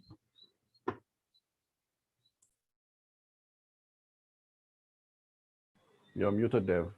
Yeah, thanks. Yeah, okay, Harrison, thank you so much for that. All right, anybody else want to chime in? Now, I want to give, remember I still have to answer Ian's question, right? I just passed the buck. That's why I'm good at that. All right, and before I answer the question, my own take on it, Ian.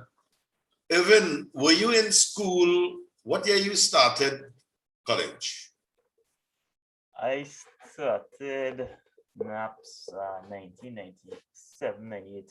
Oh, no. You was a Yeah. baby at the time. All right.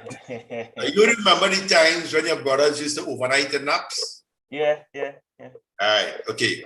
Now, the thing about it is that what happened is that I had actually carried some of my equipment. I used to teach physics. Well, I'm still teaching physics at the college. And so I'm answering your question now, Ian, in terms of how we could get students involved, right? So what, there's somebody that a lot of the guys spoke about, who was an extremely good friend of mine, Tony Limac, 9Y4 Alpha Lima. Both he was in Presentation College, I was in Naparima College, and we were doing basically the same thing in each of the schools, okay? With a tremendous friend. And we both went up to the director of telecommunications on the same day together, in the same vehicle. We both made a case. As a matter of fact, I had already made some inroads with the director to tell him that, we have, and somebody had mentioned that physics, I think Ellis had mentioned that physics communication was actually on the Cambridge syllabus. So because of that, I went up to beg for amateur radio license for both colleges, which he granted on the same day. So we left the director's office with amateur radio call signs. And then now I actually, I'm not boasting about this, but I actually employed child labor. By that I meant we had no Amazon in those days, and I wanted to build a 450 ohm ladder line. So I got my students, of course, we wanted to build two, one for the school and one for me.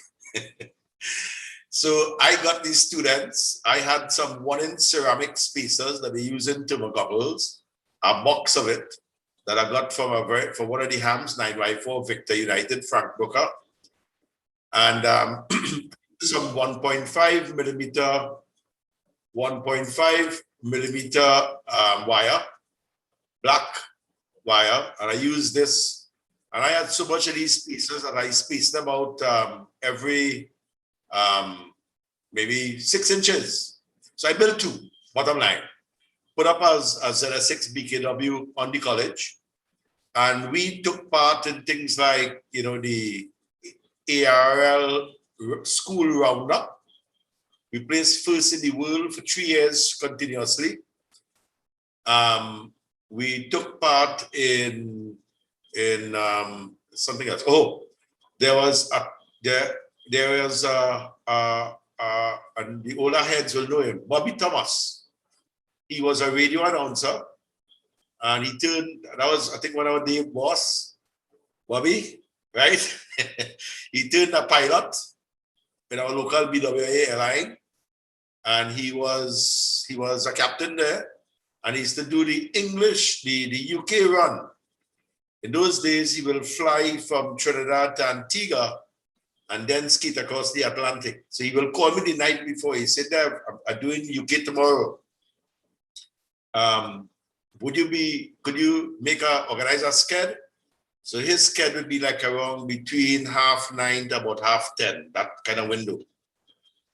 And the guys, we had the equipment up in one of the rooms, and in the same room I'll be teaching, have the radio on, and we have a certain frequency, I think it was about 14245 or something like that, and I'll hear him calling, and let him talk to the students and all that sort of stuff, on a regular basis. Once he's flying, we talk. And I will get students, when we have the school roundup, for example, Irvin's bigger brother, Avin, was in the class. I was in the early 90s. And they would overnight, they would spend the weekend there, you know. And I would be camping with the boys and all that sort of stuff to get, you know, the interest going. And because of the passion of telecommunications that I had, there are many of my students who actually turned out in the telecommunications field. Okay, they may not be in ham radio, but they actually were as part of the telecommunication field. Okay, one of them is right here in the chat, or two of them, as a matter of fact, you know, on the chat.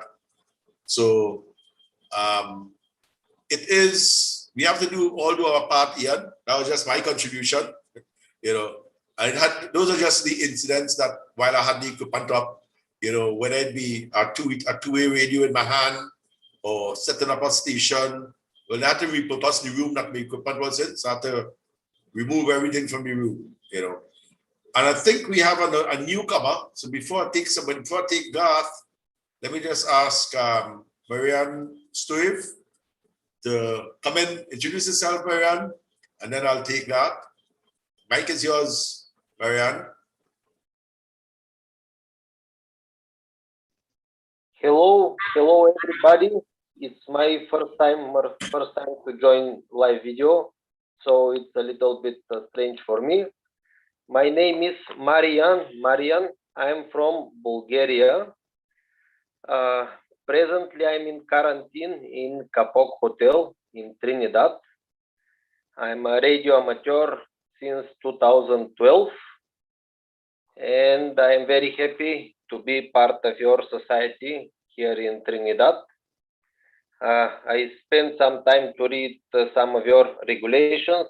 I read that there is a special situation that I have to be patient to wait for some permissions from Radio Society. And I joined 2 days ago via Echo Link. I have here only via Echo Link I can join you. So that's it, more or less. I heard that Mr. Dave 9 Yankee 4 Delta Alpha, he gave me let's say the call sign 9 Zulu 4 / Lima Zulu 2 Mike Alpha Tango to be official temporary until I have granted some permission. And I hope in the future to bring also my radio station and to be part of your island. Back to you. Thank you very much, Marianne, and welcome to the islands of Trinidad and Tobago, and by extension, the Caribbean, because we have the Caribbean well represented here as well. So we warmly welcome you. All right, thanks so much again. Garth, over to you. Yes, thank you very much. And what to say? I was curious if, because I'm a seaman, if in the future, together with the permission that hopefully I will get in the future, if it will be fine from Radio Society to communicate also as a maritime mobile station. But okay, let's see this how it will go with the time of radio communication. Okay, sure. No problem. I'm looking forward to have you around. All right, so let's move across to Garth. Garth, go right ahead. Okay, good night again, everyone. Just a point that I noticed in trying to get persons involved. I think somebody mentioned it earlier that we need to capture the students at a young age. I think it was Robbie too. Capturing them at a young age.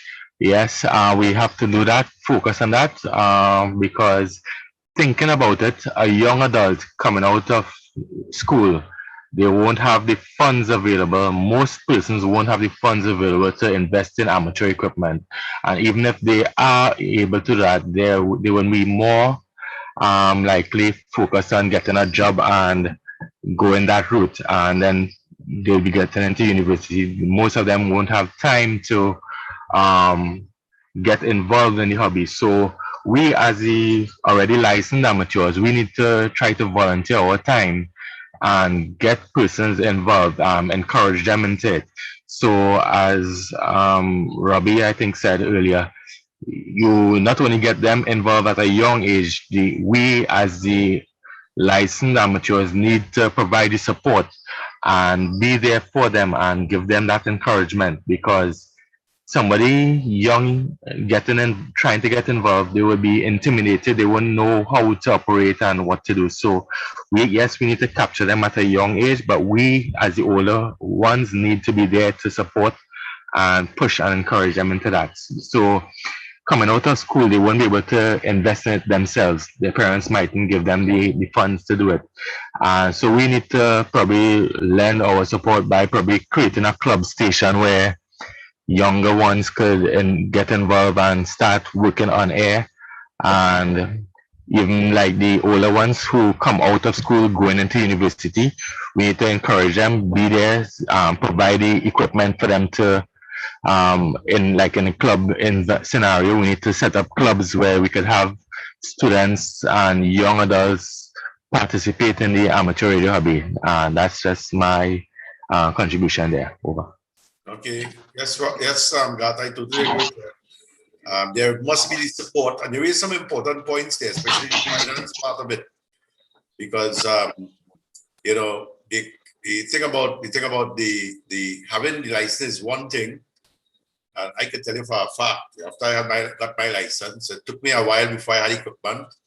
Of course, you have this license in your hand, and what you want to do is transmit. You get your license to show off with it, right? You want to be able to transmit, like getting your driver's license. You want to drive car, right? So too, you get your hand with your license. You want to talk on radio, right? And, you know, communicate with people and whatnot. And, you know, costs could be a little bit prohibitive. And, you know, especially when you live in third world country like Trinidad, sometimes the amount of duty and whatnot we pay for the equipment is not like you pay in the US, where the equipment would have been just what you see in the catalog. You know, by the time you add your duties and whatnot, and you know, it's kind of hard to pass that buck to someone else. You know, so it's a lot of things. But as you rightly said, we need to provide the older hams. I mean, the hams, the licensed ham. We need to provide that sweat equity with the youth as well to ensure that you know, we developed, and not only that, we woo them into in there and encourage them and support them as far as possible. I think somebody else, Fedna, you had your hand up? Fedna? Yes, you had it? Yeah. You had it up, but you put it down. Go ahead, Fedna. Yes, good evening again to everyone. Yes, I had my hand up. I raised it, put it down because basically that and everyone captured exactly what I wanted to say now. In addition to the school, I think one of the most important points is we have to use the word aggressive, right? We have to aggressively tackle the students, the younger ones, as you indicated, the persons who are in university, college, right? And targeting persons who are in electronic field and so forth, right? Targeting them, right? Because at that young age, they do have an interest. And you'll find from the time they're phasing out of the university, or if they're even secondary school, and they may not be going to university, but because they might be doing physics or electronics, and they don't have an avenue where you have someone to encourage you, right? You'll find that that generation being lost. And as you all indicated before, one is the exam. And then secondly, what I could see, I as a young ham, right, how to put it, I don't want to make it sound too bad. Maybe I didn't know the right person, but I find there was a big disconnect between the younger generation and the older generation, meaning that I got my license and it was only because I actually work in the field doing communication. It kept my interest. If it wasn't for that, I had a great possibility that I might just forget it and never to renew my license. Then also, you have so to me, you have three catchment areas. You have the students, You have the persons who, let me say, around my generation, myself and Jason generation, and then let me say the wiser folks, you know, the 50 and over. The 50 and over is easy to catch them.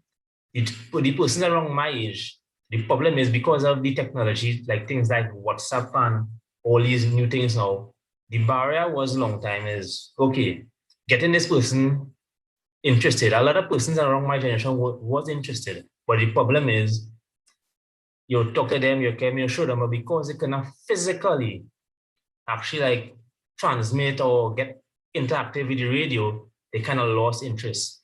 And I believe seeing that this is my opinion, seeing that reintroduce or introduce the CB equipment, as God say. So if somebody have a CB, if whoever amateur operator have a CB equipment and persons and they get that fellow comrades who interested, you know, this gives the opportunity now that when they come by them to actually interact and, you know, weather fit and, you know, and get them a little more interested into the hobby now. So I feel like that is a important aspect. One of the most important aspect is, to me, there's a big gap. And the focus to me now should be on getting more younger hams into it, because I could be wrong, but when I look around, I believe the majority of hams in Trinidad is at the upper echelon of the age bracket now. So I myself now, I personally was actually in a project trying to get, I was starting a youth group in church, trying to get them to start to do radios, but then the COVID came and so forth. So, you know, that had to be revisited. We don't know what the future holds, but that is my little 2 cents there, right? The students, as you indicated, but we should use the word aggressive, right? As God say, it'll be a team effort, a support from the club, where the club might go, let me say, as you indicated, the target certain schools that, you know, may have a strong electronic club or class, and they say, hey, now we want to do the introduction to radio and so forth. Now that just my little 2 cents. Up to you. Yes, Fred, I totally agree with you. It's some very, very interesting points there, you know. But I just want to add, rather than support from the club or the society, I think we should start these one of the first initiatives that we could do on a regional level. The North region, the East region, the Central region, the South region, you know, start on a regional level. Because if you notice, in the times gone by, we hear about Tony Limac. He was doing human service in San Fernando. You heard like Kaz and 9x4J. Well, he was 9x4JA at the time, Jeff. Okay, doing human service in Port of Spain. Okay, so these are the things that we have to do, and this is one of the things that I think one of the mandates or the terms of reference or the scope of works, whatever you want to call it, okay, that I think the regions could probably start to pick up. And you know, I'm glad that I think he left now, but Ansel was here. And you know, it's not a change the topic, but I think in conversations like this, I mean, here we had Ansel Lynch here, who is attached to DMU. So now the hams, you know, by having these conversations and having closer relationships between the hams of a particular region and their local DMUs, could also improve the effectiveness of the ability of ham radio operators in providing communication, MCOMs. Let's just say providing MCOMs, full stop, okay? By these linkages that we could create, you know. So yes, I totally agree with you, Fedna, you know, and I see this as another very important initiative that the regions themselves could participate in, to get, you know, some little meeting, some little activity. Or of course, now, because of what is going on globally, it might be stymied, but maybe a forum like this, for example, you know, could certainly bring things together. Anybody else Raise your hands. Feel free. Chime in. Yeah. Bernard Thomas here. Yes, Bernard, you go right ahead. Okay. When I was more active in interacting with the youth, one area that is very interesting that you can tap into is that with the Girl Guides, my wife was the deputy commissioner of guides here, and there is a badge they can work for, a communication badge. So you hold classes with the girls, and they work towards the badge, and then they communicate with each other with these little citizen radio. And this is one area of opportunity to involve the youth. The other thing we did in the past was on World Communication Day, we would set up mixed kids with regions, with people, hams in the region, Trinidad, Barbados, and so on.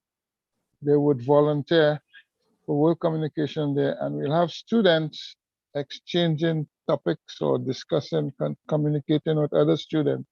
So students in St. Lucia will speak to a class in Trinidad and vice versa, that kind of thing. This is another area to spark interest. The problem with that is that you have to maintain the interest after that event, because as they move on, it just becomes a memory of an event. Yes. So that's my contribution there. Yes, certainly, Bernard. And you know, you raised something there that I remember. Irvin, you were in, I know Irvin and they were in Scouts. You were in Scouts as well? Yeah. Right. Were you part of the communication badge I did with the Scouts? Not in my time. I don't know if I'm not sure if Nadeem still on the call, if he was around in that time though. All right.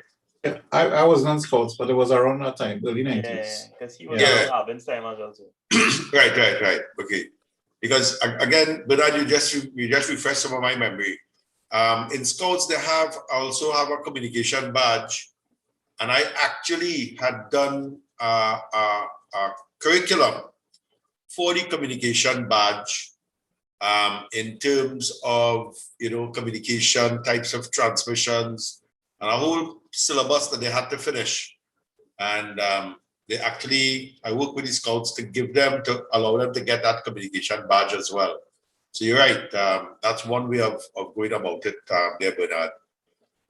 Getting the youth involved, finding some niche or some need for them to learn telecommunication before they actually, make that plunge, Anybody else want to chime in? Yeah, Dev. Yeah, Stevenson.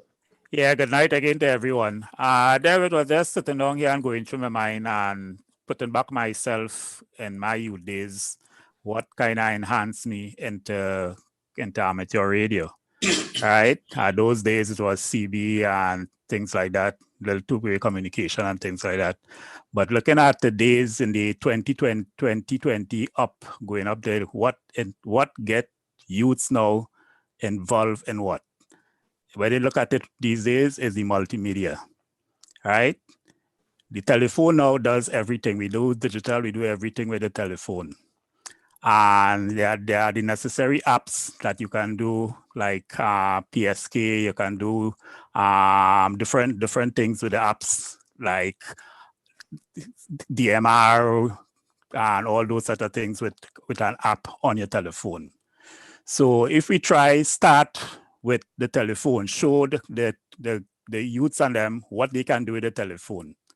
But the only way to do it, you have to get your license, right?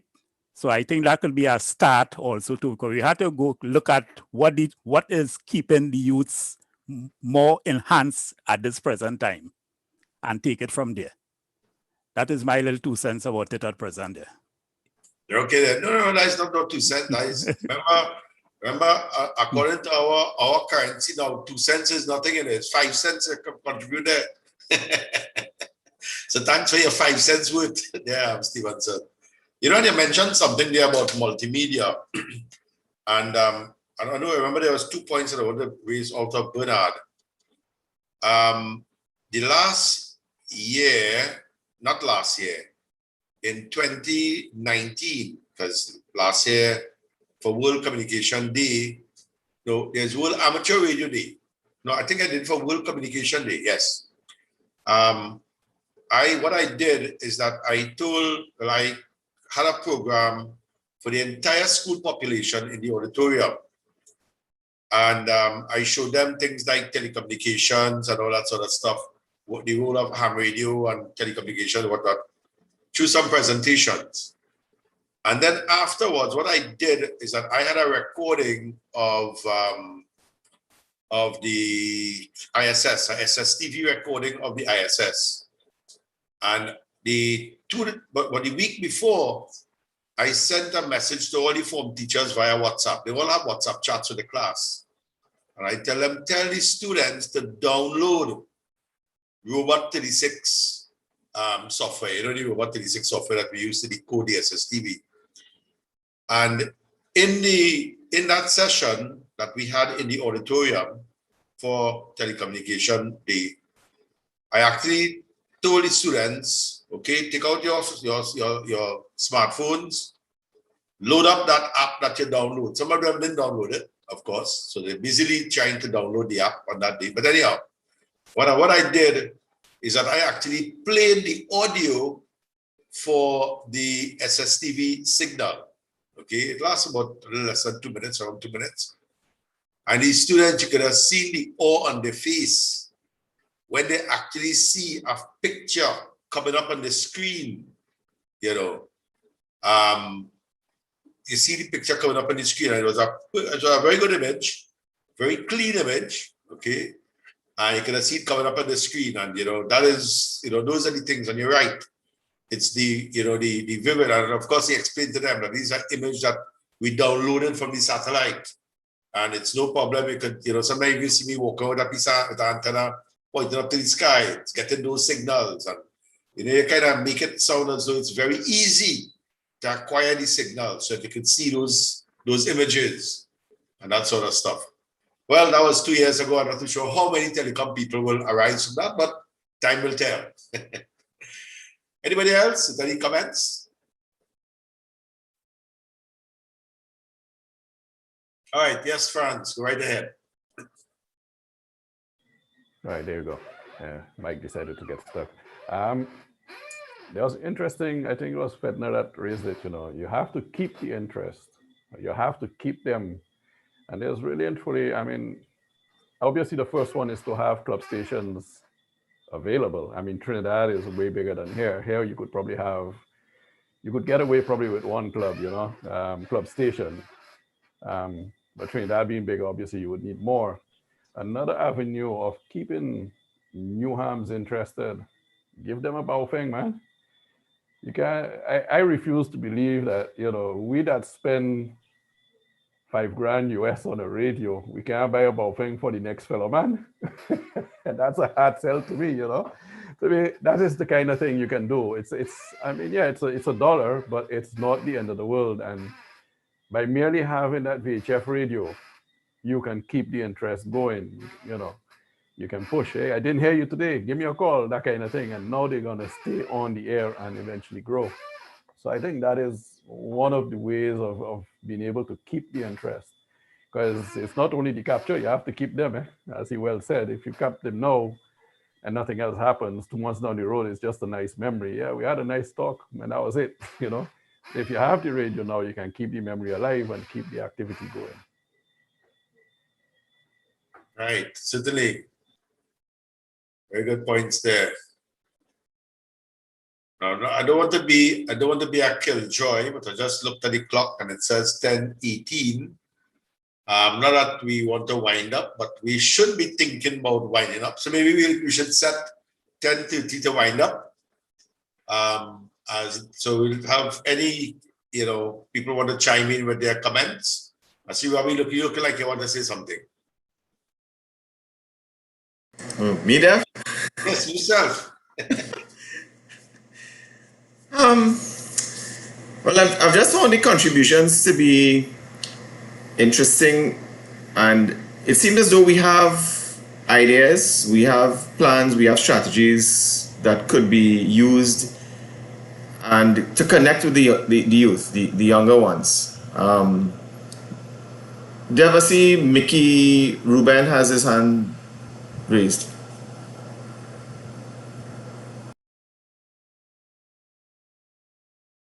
Finish your presentation first, Robbie, and then I'll ask you. Yeah. Okay, so I just wanted to chime in. I would have posted it in the chat that anyone, well, we have quite a few participants up the Caribbean as well. And I was trying to figure out how many countries use the FCC type syllabus for their local exams. But just to indicate that there is in the chat box, I'm not sure if everyone, I guess I could repost it. I'm not sure if everyone that's here now saw it.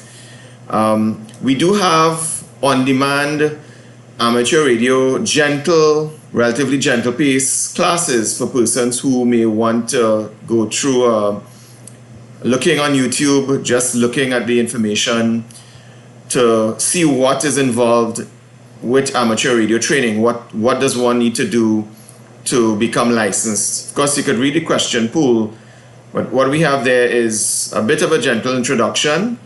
It's not too fast. Some will say it's relatively slow, but it's done slowly, especially for persons who may not necessarily have had a technical background. I'm not sure if we're connecting there as much, but persons who are technically oriented would probably catch those concepts a lot easier. People who might have done physics or electronics or chemistry in school, but not everyone may have had that. And we try to use analogies. So it may apply to some young people in terms of the challenge that we had. I heard a few people mention it. There was a barrier. You want to become licensed, you're not sure how to get it. You're not sure who to. Luckily, some of us had good mentors that showed us the pathway. Some of us also had to struggle in that when you, as a young person, you come across older people. They kind of want to know what you're doing in this dance here, right? So let's face it, not all adults are necessarily great encouragers of young people. We see it all now still. There are persons who are very obnoxious towards younger persons, and younger not only meaning in age, but younger in now getting into the amateur radio space. And we need to be mindful of that. We need to lead by example. And if we are pushing back, yes, fair enough, disciplinarian is fine. Nothing wrong with that. But sometimes we push back at young people, and when they get into it, they say, but what is this? So I just made a couple points there. One, training is important to make sure that there is available on demand for persons who would like to access classes. So I just posted a couple links. And then two, to advocate for those of us who are adults to be a little more embracing to the young persons, because we do come across to them as a little bit dated, a little bit, if they have an interest, we might push a little too hard. And sometimes under the guise of really trying to, we might have gone through the school of hard knocks and think, well, okay, that is the way. I heard Stevenson, I think it was mentioned it, as well, that making it a little more accessible. Good points made by everyone, really. Gat kind of struck a chord there. Yes, we could do so much more. I like the idea of, who was it that said, was it you, Franz? Gap a Bofeng and say, yeah, hold on to that, right? 25 US. And I was, so I think we have, these conversations are really generating a lot of good ideas that exist. And maybe coming out of this, we could say, what Franz just said, there's a real good idea. Let me just go and bring in a Bofeng or two, boys, so that the next youth or the next young person that I'm trying to advocate, lobby with, to get involved in amateur radio, apart from they saying, yeah, okay, I'll look at it. So, well, here what? Your incentive. You study these classes. This is here for you. Just pass the exam and it's yours, right? I think Mikey or Mickey, I think it was, did raise their hand there, Dev. I think that's all I had. Thanks. Okay, there, Robbie, and yes, I want to endorse those videos that you're doing. I think Franz did that in the chat as well. Very well done for both technician and general class. And it's there. It's very easy. And it's well presented, very well articulated, and a very good explanation of whatnot, Robbie. So keep it up. Excellent work. All right, and glad that you're chiming there with those points. Mickey, pick it up. The floor is yours. Yeah, Dev. Just to endorse some of what the other guys were saying a little earlier, I would just want to tell you all what has been happening in my house. Well, Dev know that I'm a fairly new ham. Only last year, November, December, I get my technician and general ticket. Right, and since then, I've been trying to set up my station, you know, and I have a 4-year-old and a 12-year-old at home, right? And since then, they have started to come around because I started to do little DXing and on the VHF, UHF repeaters. So they're coming around and they start to show interest in it, right? I have 2 little handheld walkie-talkies. I give it to both of them. And if you listen to the conversations that the children have via these things, because they made up call signs for themselves that sound similar in construction to mine. And all the conversations start with CQ, CQ. After I told the eldest one, when I say, well, you're not old enough to get a ham license in Trinidad yet, but you're old enough to be able to do it online because they're doing it online now. For the US, you could get a call sign, right? And it have other little things that you're going to be able to use. Some of the digital modes that, you know, I was shown by Dev and some other people, right? And I tell them, say, from the time you get your license, I will buy you a bufang. That is enough to have this young man at 12 years old studying on hamstudy.org a few hours every day. So his after school finishes at 2 o'clock, probably around 4 or 5, he go come and he go take up the computer and he go spend the next 2-3 hours on hamstudy.org just going through. And when I'm downstairs and he comes down into my radio room, he's now remembering this and that and the different protocols for it. So I think just to reiterate what some people saying, introduce them young, right? Make sure that the operations of your radio is a place where they could see it. And then as Fran say, get them a bofang. You understand? So just to reiterate, you just say, I'll just give you all a little story of what's been running on home by me.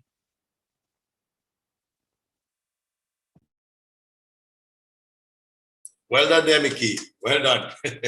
Yeah, that is great. You know, get them indoctrinated at it, you know, at a very early age. All right. Anyone else?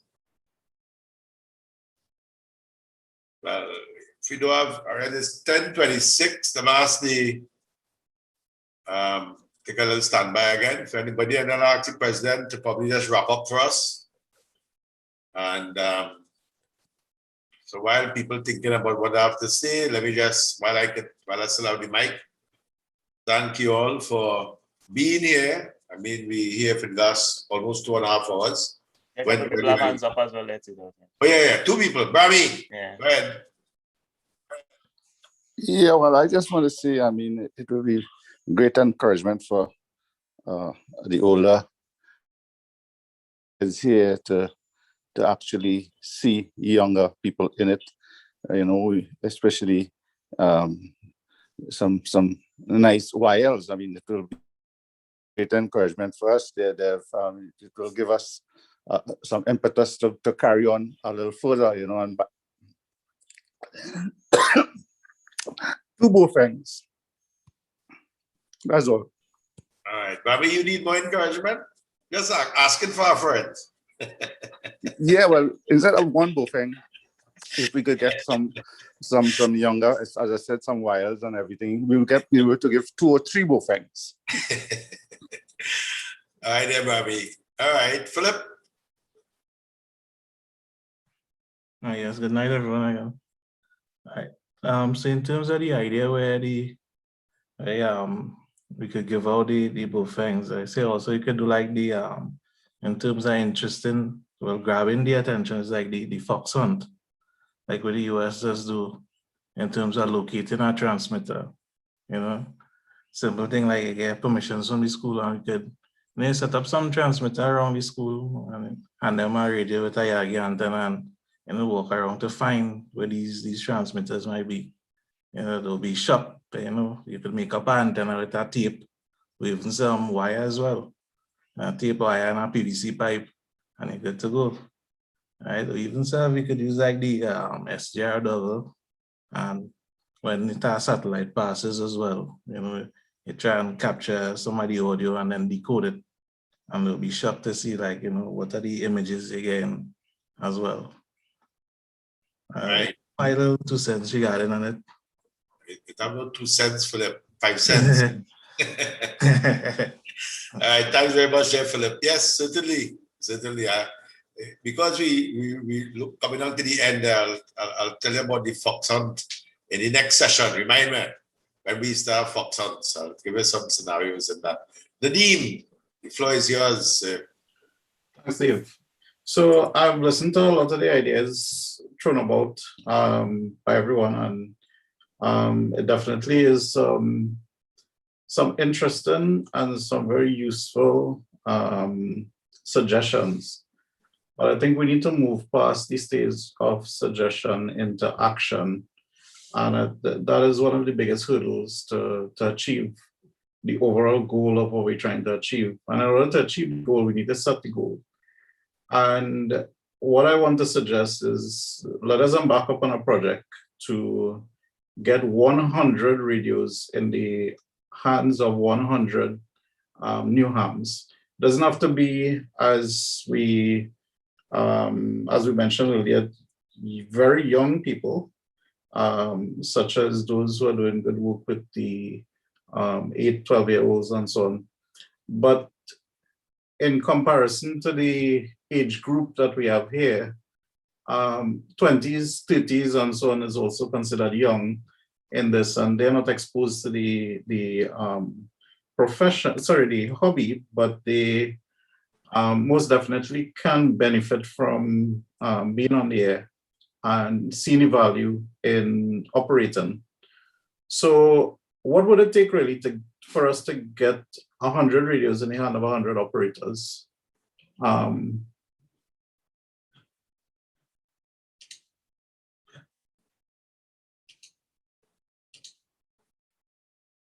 Sorry, I saw the screen shift there. So,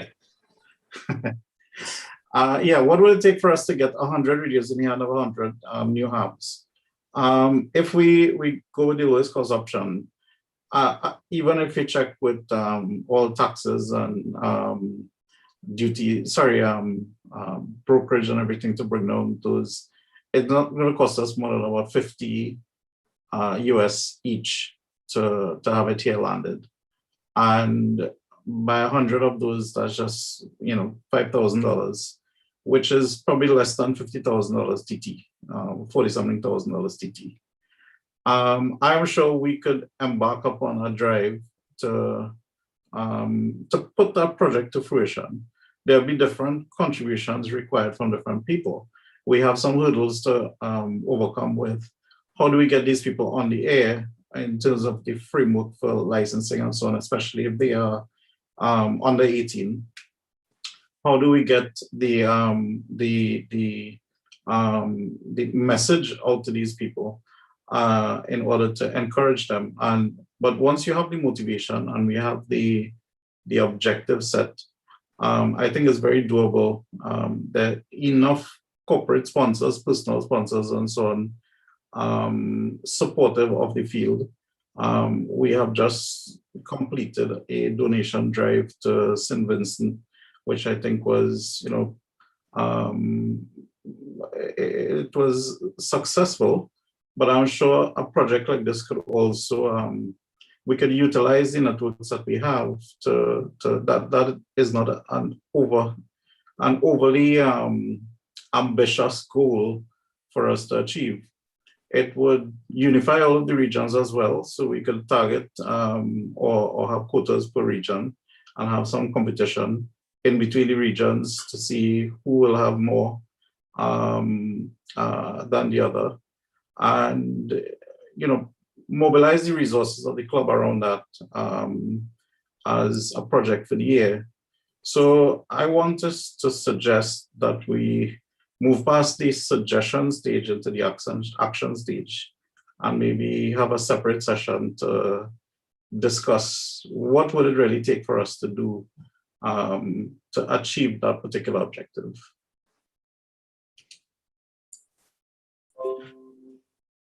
Right. Okay. There, the point taken, and I like where you went with it. In that, it's good to talk about it, but let's turn the discussion into action.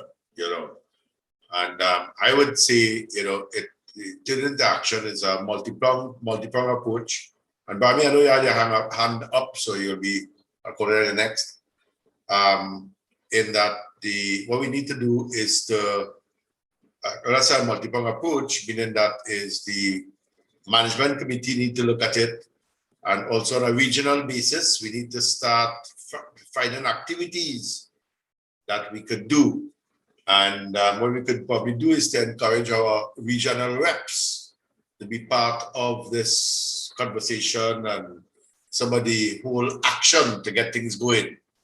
Because it may not be done by the persons here alone, but by the regional reps, rallying their troops to kind of go through the same thing. So there should be some sort of resonance or a synergy in all the actions by the management committee, by all the regions.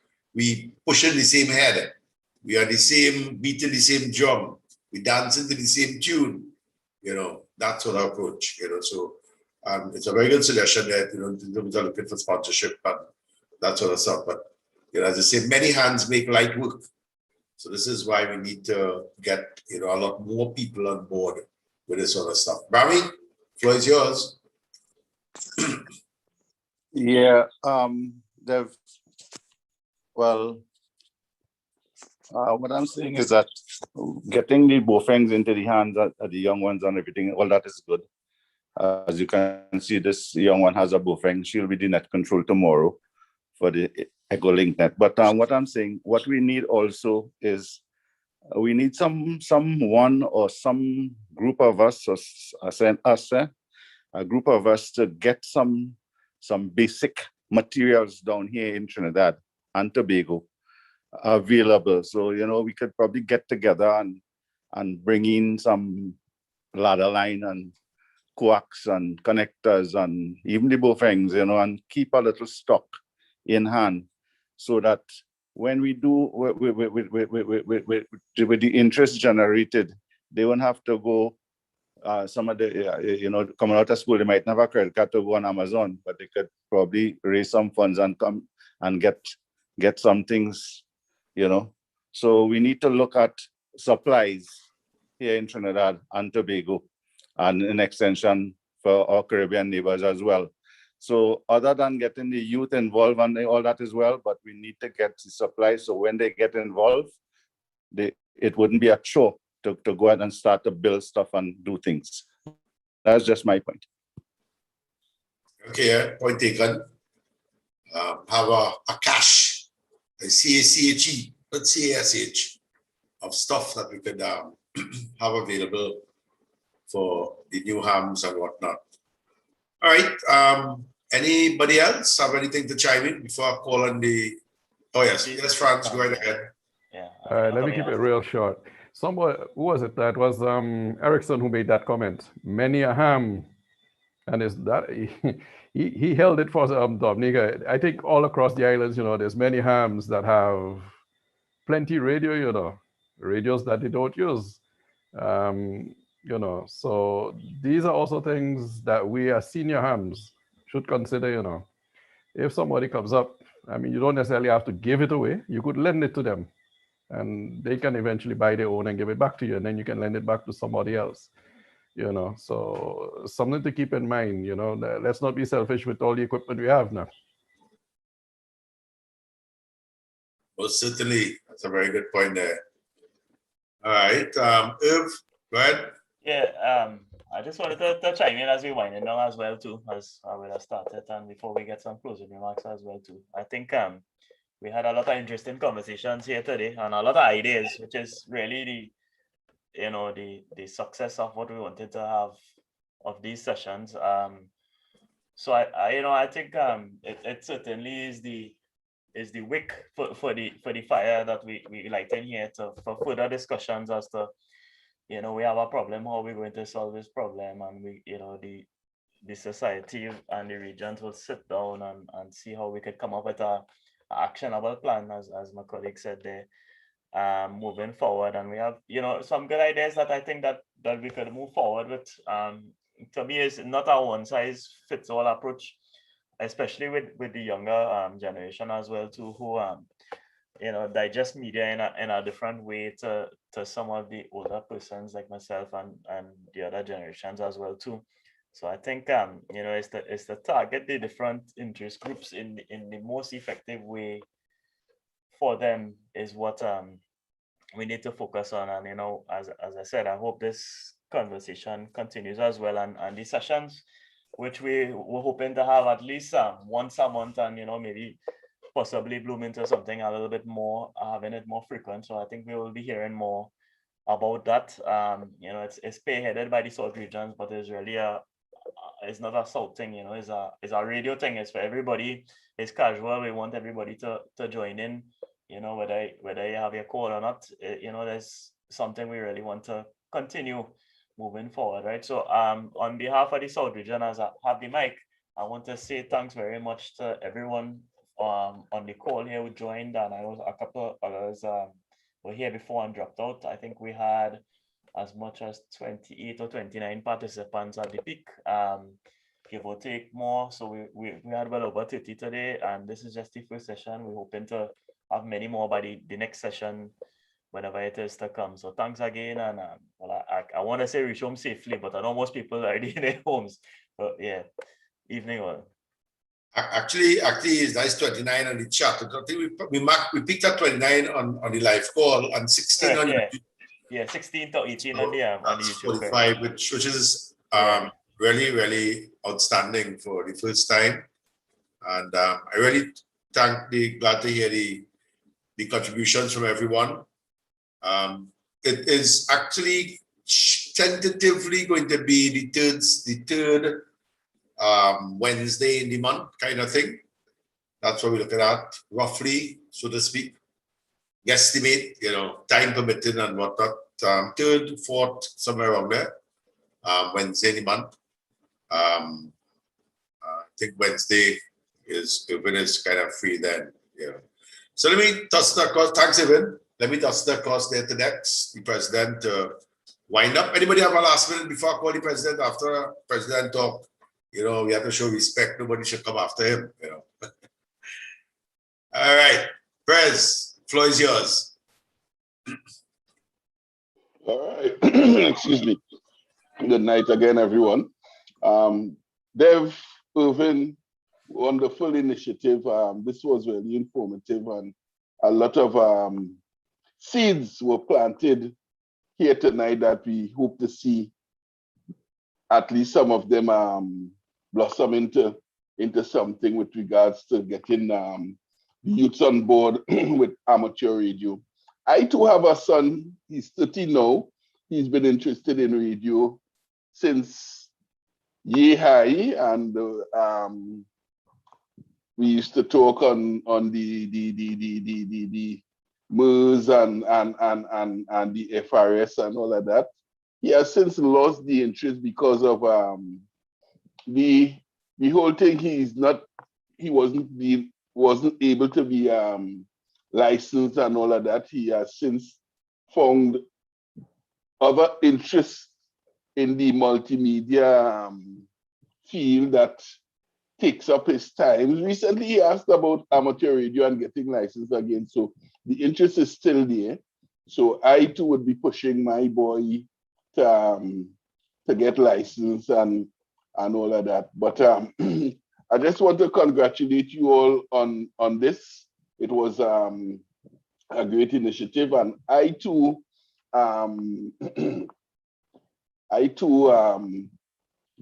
wish to do something to help get the youths on board as we see in different things. But with the advent of COVID-19, we are unable to do field days and all of that.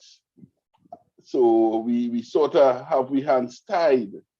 So we have to find different ways and means to bring it to the fore using Zoom and Teams and all these modern technology that we have grown accustomed to over the past year or so, and getting the youth them involved by probably having some little Q&As just for youths between 10 and 16 or 10 and 18 who may show a passion for not just amateur radio, but for technology, right? Because in the one of the last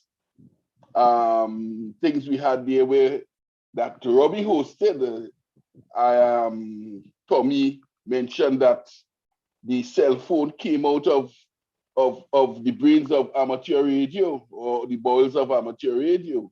So all these is things that we could educate them on and sort of kind of garner the interest into the hobby. And when things settle down, invite a youth from the neighborhood to see a station and see how you operate and see how best we could get them interested in the hobby. Because me, when I was growing up, as I said, I always used to be in the shack of 9Y4 Golf Charlie. School would be on holidays and all my peers riding bicycle, flying kites, and I would be on the right-hand side of Akal, listening to CW, listening to him run a net, listening to Dev and there was another Irvin and a couple guys back in the 80s pioneering the packet the packet revolution in Trinidad and Tobago. I will always remember the first time I heard about TCP. They didn't even have IP behind it. It was in the days early packet. And from that time, it just stuck with me. The interest was always there. Well, as I said before, I had liked the technology, and from being around somebody who was actively in it, it kept my my interest alive. And I got licensed. I was dormant for many years, and due to family life, all of us had kids and had to put aside radio and all the other hobbies to rear the family. And when I started getting back into amateur radio, it's a $18 Bofeng that kept me on air.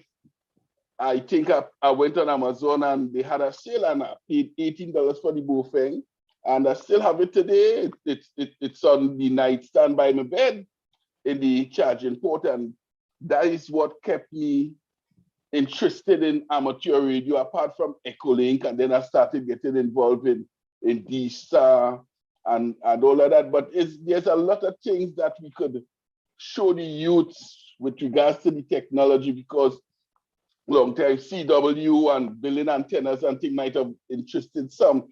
Now these youths, as Irvin was saying, they digest media in a different way. So we could have some innovators coming out of the young ones that we may be able to get in our presence. So I, for one, am behind any initiative as a private citizen amateur radio operator and as the president of TTARS. So that's about it for me. And I would be joining every other, well, not every other, like take one, miss one. I would be a part of every event like this going forward. Back over to you, Dev. Okay, Prez, thank you so very much. And again, let me share the sentiments of Irvin and the president. Really thank you all, both our live viewing and our viewers on YouTube. Really appreciate having you all here and sharing this event with us. Stay tuned again. We will be posting up some more links. Of course, the links can be found on the 9y4.tt website. It's on the menu, you will see conversations. As soon as within a week of the next conversation, we'll have this link running until we post the new link for the new video that we're going to stream. I want to apologize for the little hiccup we had at the start of the YouTube video. You know, my hair is still wet. I'm still wet behind the ears with this technology. So excuse me a bit. You know, like I said, it is learning. And I always, you know, some people hate when they fail. I love to feel, because that's the only time I will feel with that particular thing, because it provides, failure provides an opportunity, a launch pad to make yourself a much better person to learn. So don't hesitate to fail at all. I mean, if you only fail, you will never improve. So I'm glad that we had a little failure, but I apologize. I don't want to be so obnoxious that I'm glad that we didn't work in. That was my intention. You know, we learned and know exactly how to do it next time around. All right. So good night, everyone. Thank you so much again, and all the best to you all. And really appreciate your presence here. I'll have the stream, but I'll stop the live stream. But if anybody wants to still stick around and chat, I will turn off the live stream right after I finish speaking. Good night. Stay safe. And as the Prime Minister says, don't be seen. Bye, everyone. Yeah, good night, Dev. Good work to you and